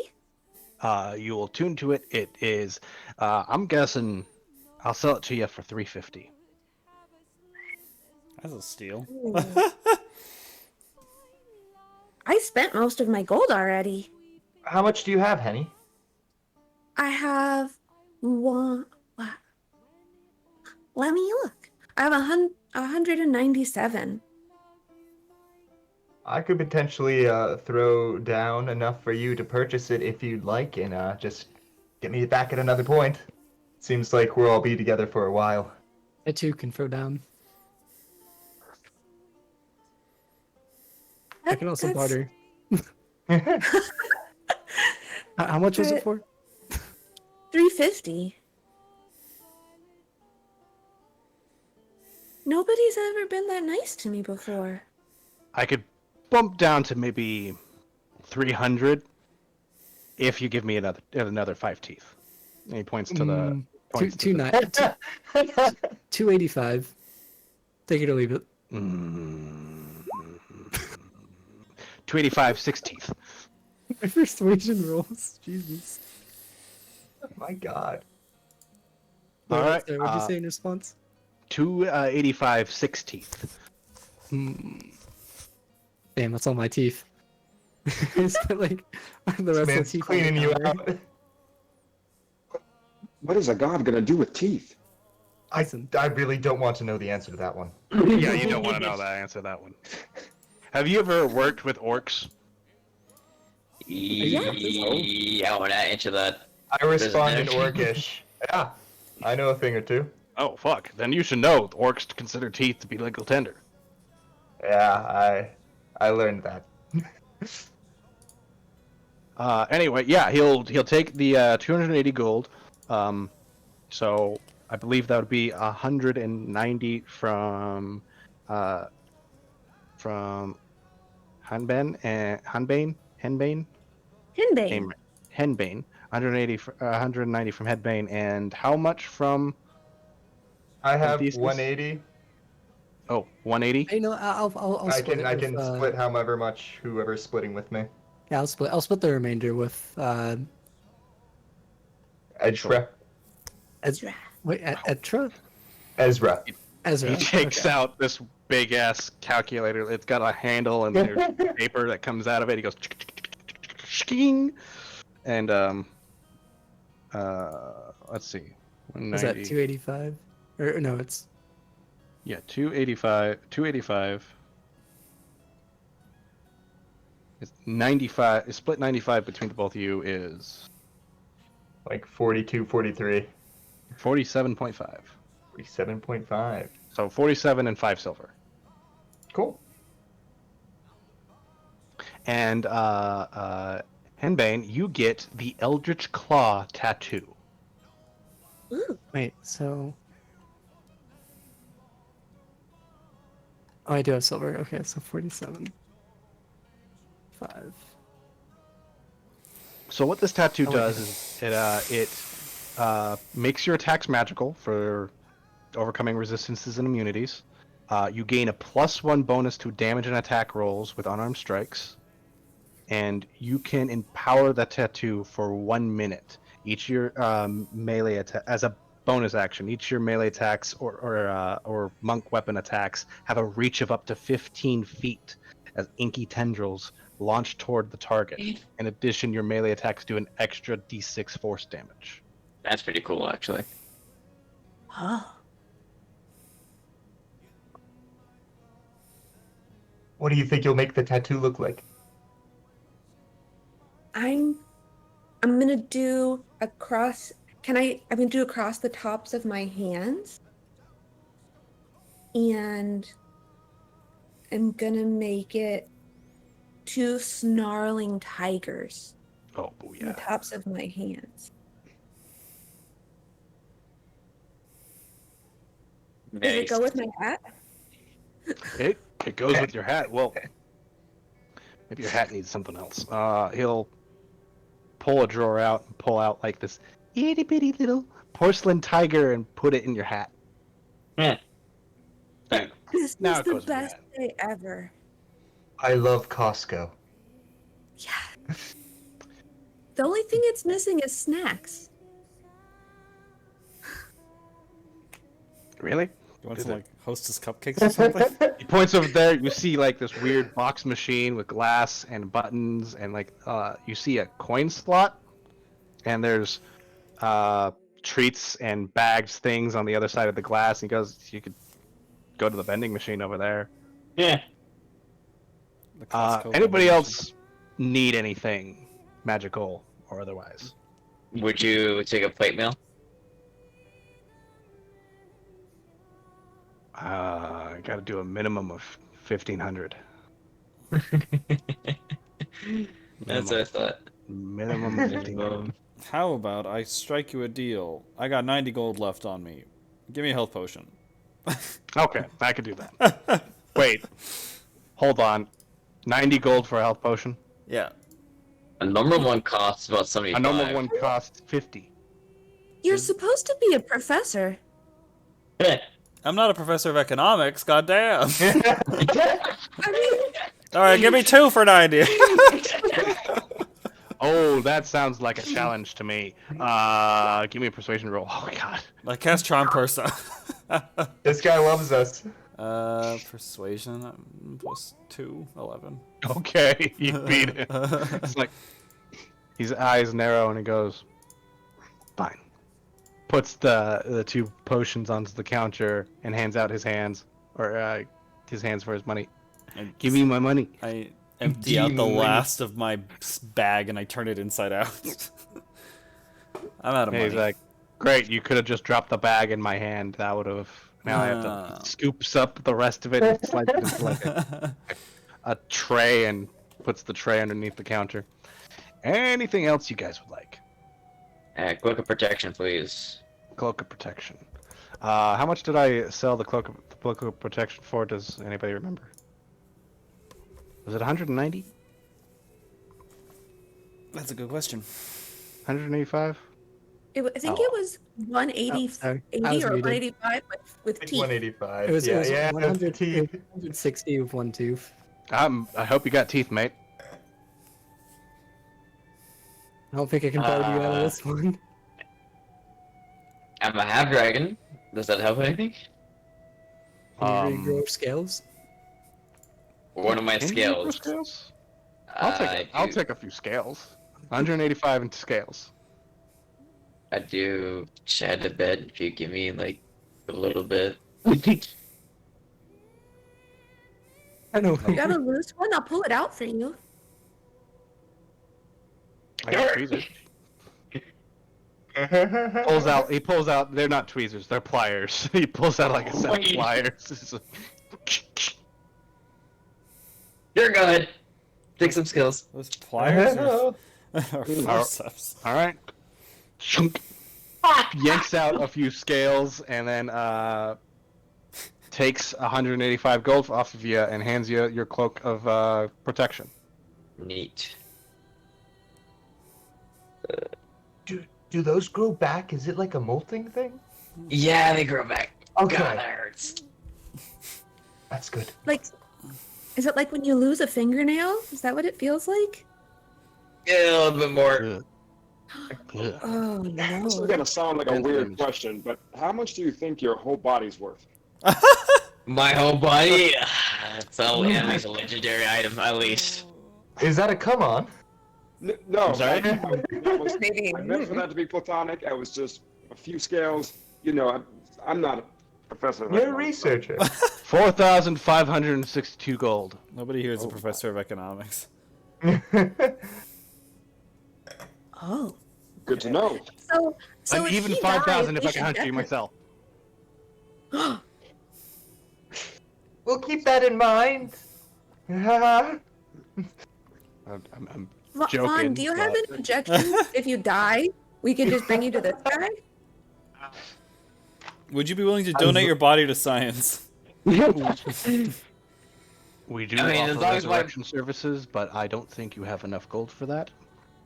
I mean, No. as long as my body goes to a good cause, I guess. Okay. Not that I want you to die. I don't want you to think that. It's important to plan for the future. It's true. It's true. At least it's a good thing of a life insurance with you Are guys. you Thank you. about to sell us some life insurance policies? Unfortunately, life insurance does not. We don't sell life insurance. Oh. Sorry about that. He's just the boss thinks life insurance in general is a scam. So I get the feeling that premiums on life insurance for adventurers would be really high anyway. yeah. Sure. Anyway, I'm broke. If you guys don't need anything else, get out, please. Do you have a I secret? we drag got- Ezra over to the vending machines. I think we should get those. I don't know what bugles are, but we should definitely get them. Oh, they look like little witch fingers. It says underneath the bugles, you see a weird sign that looks like an S with two lines through it, but then next to it is the coinage for Faerun, the square thing, and it says 1 gold. Alright, yeah, I put 1 gold into the. It takes me a minute to kind of like figure it out, but I manage it and I hit the what I assume is the number or letter or something corresponding. Hold on. Damn, a gold for a treat? Those better be some nice treats. It goes like zzz, and it gets stuck for about a I'm second, there. and then falls, and then gets onto the thing. Yeah, I take it out and I like look at it. It's like filled with air. Yeah, it's a bag of bugles. It's a bag of bugles. I would say if you were to use an action to eat all of these, you can get a D4 of health back. Amazing. Oh, it's like a shitty That's health potion. incredible. It's a terrible health potion. The side effect is it also increases your cholesterol. Or better yet, it could be like 6 a temporary HP. Huh. Anyway, I'm guessing you guys exit the fantasy Costco. The sliding doors close behind you, and you hear the bzzz of the neon light above you, and it's like that place is weird. Pulls like Doctor Who. Cloak I'm now wearing kind of transforms back into my old like familiar pattern, but like it's nice and new now and not muddy or anything. I like it a lot. I think All right. I think I like it too. You hear behind you guys, right, you done shopping? And you see Antar is standing there in his armor, helmet underneath his arm, and he goes, you got a boat to catch. A boat? Yeah. Alright, you're gonna We're go... going to Baldur's Gate. Yeah, down the Kyanthar to Boulder's Gate, to where, hopefully, you can grab a ride to wherever. Or not grab a ride, get hired by a caravan and hopefully infiltrate a cult. Right, did you have disguise kits for us? Oh, yes. Actually, my people on the boat are set to Great. help you with that. I think we got everything then. Okay. And without further ado, you guys head to the docks, and I think right there is where we'll end today's session. Woo! Woo! I was like, why is it not a surprise that Ezra was the one to remind them about the disguise kits? All right, I and wonder. I was gonna ask, how was the game, guys? Not too combat heavy. It's great. Amazing. Perfect. Yeah, It's not a session unless the old man's gone down. What's up, Scrowax? That's I fair. will say that Leoric was so taken aback by the old professor with swords that he didn't even realize that the librarian was punching people. There seems to be a theme going on here. The nerds are a little out of their element. Say the nerds are more violent than I was expecting. You should see what happens when somebody returns a book late to me. Oh God. Or when they're not being quiet in the library. And you guys are level 5 now, so I don't remember what level 5 gives you, but Vaughn now has extra attack. Gryffindor, I got my level 3 have spell. extra attack too now. You have access to Fireball now. Ooh. Yes, but Nice. will I take it? Let's find out. Oh, fucking last time you used the fireball, you shot it right point blank in front of my face. It's fine. Oh, sure. I have Stunning Strike now, too, which is very exciting. Oh god.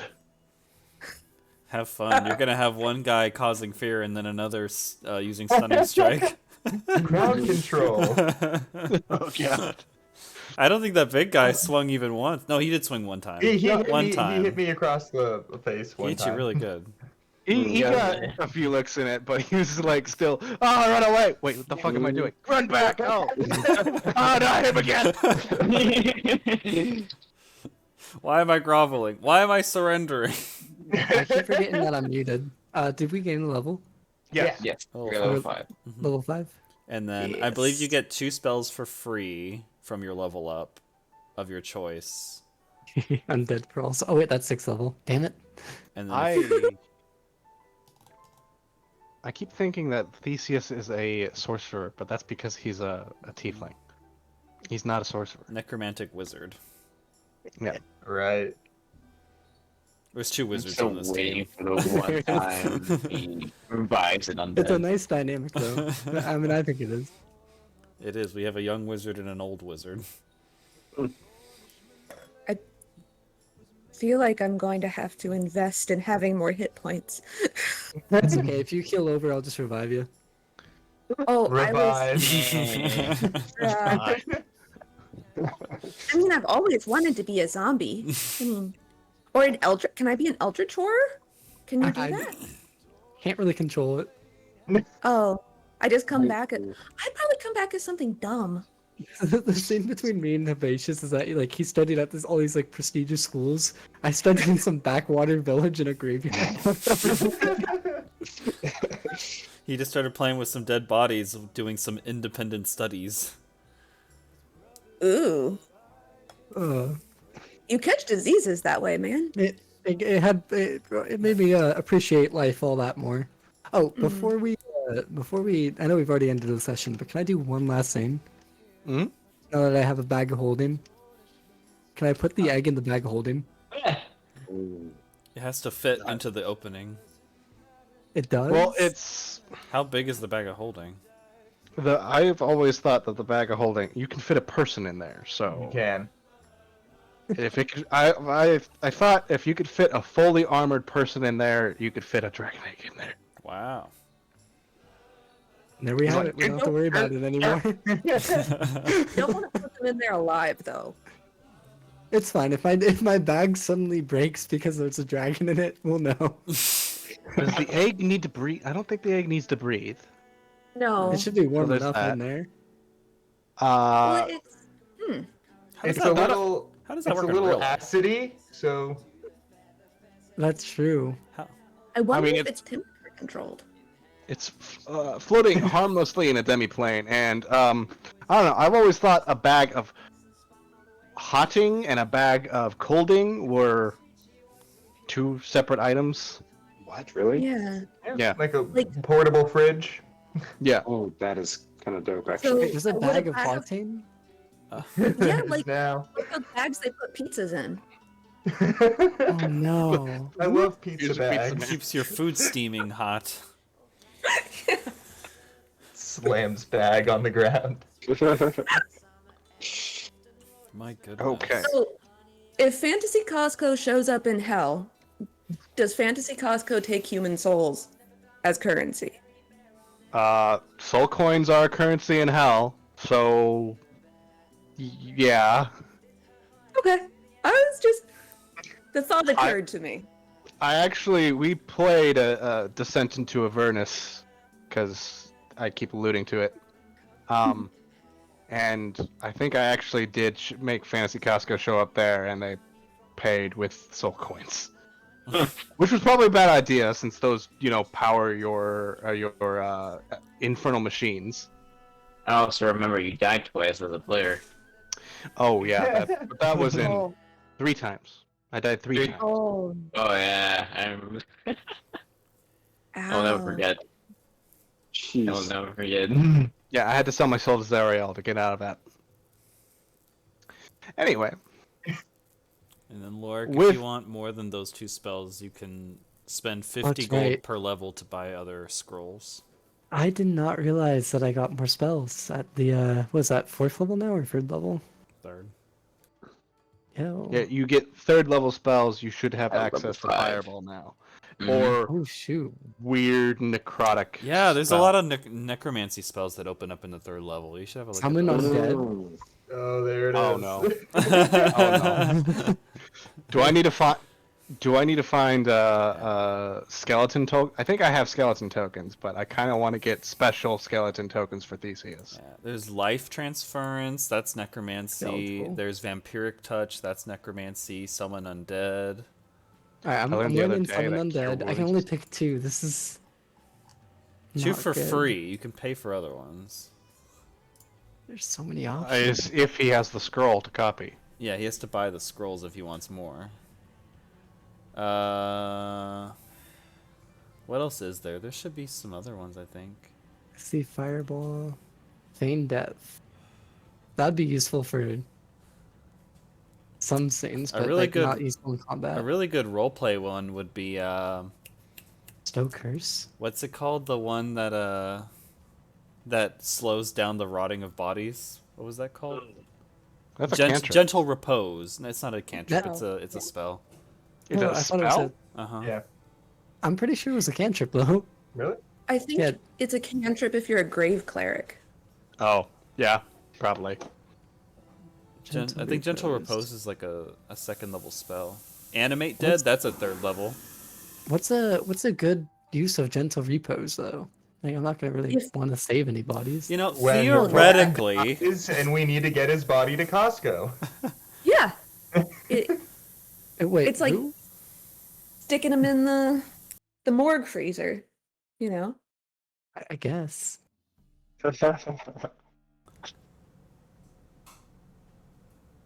I mean, do you prefer your undead minions to be decomposed?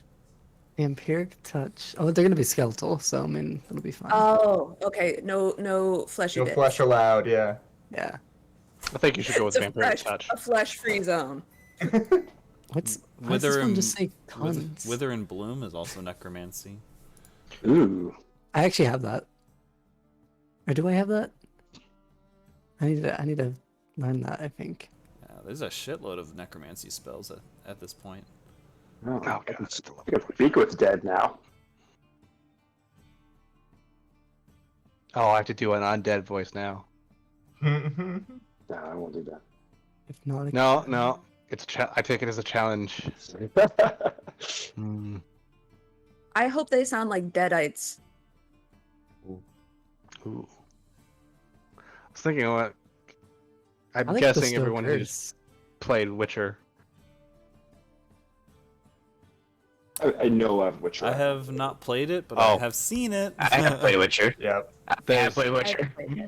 there's a part where Yennefer brings a guy back to life, or does speak Oh with dead, and it's My God, it is Disturbing. terrifying. oh god. What made it worse is as another character, you could have shipped yourself with him. Did you not know that? Shift yourself? Wait, what? Shit. Shipped. Like, you straight up could have kissed him. Like, Ah, really relationship with him. Hot. wait, when he's on, yeah. Did you not know that? Different No. strokes for different folks, I guess. Yep. He was so kind to you, too, as the other character. He tried to take care of you and everything. But then he Oh, was are just... you talking when you're playing as Siri? Yeah, I mean, spoilers, but still. Alright, so I don't know, I But think yeah, the as- Stow Curse is pretty good. As Siri, you could have, Okay. like, pulled a move on him. Because he does something for you that he sacrifices on his own term.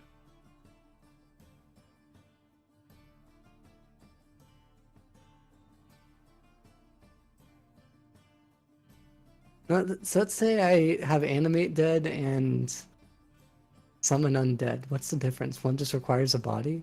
Animate And Dead requires a body. Summon Undead, literally, you summon undead from nothing. I think the stats are different on them though, because like animate undead, what can you animate? Is that anything? Like if you kill an ogre, could you animate an ogre? Let's see.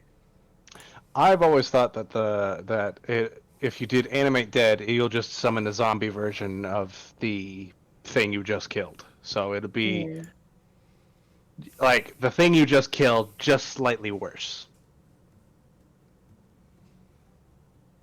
So I always thought that the summoning spells would probably be a little better.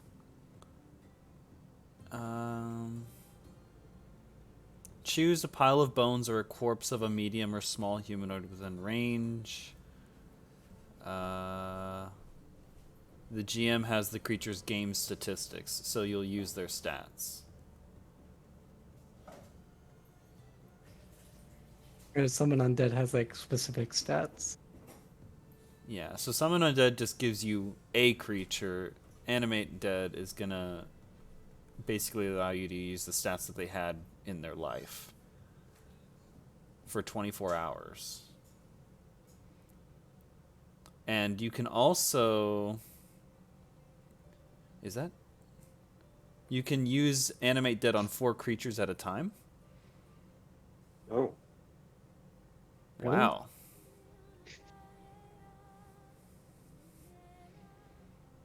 And then you can use bonus actions to command the animate dead. Jesus. This is quite the spell. It looks like, though, when it comes to summon undead, you can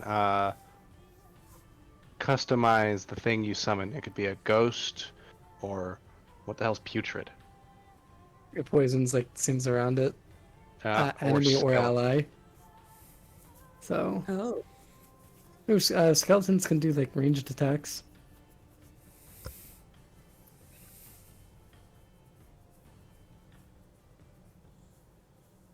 Okay, yeah.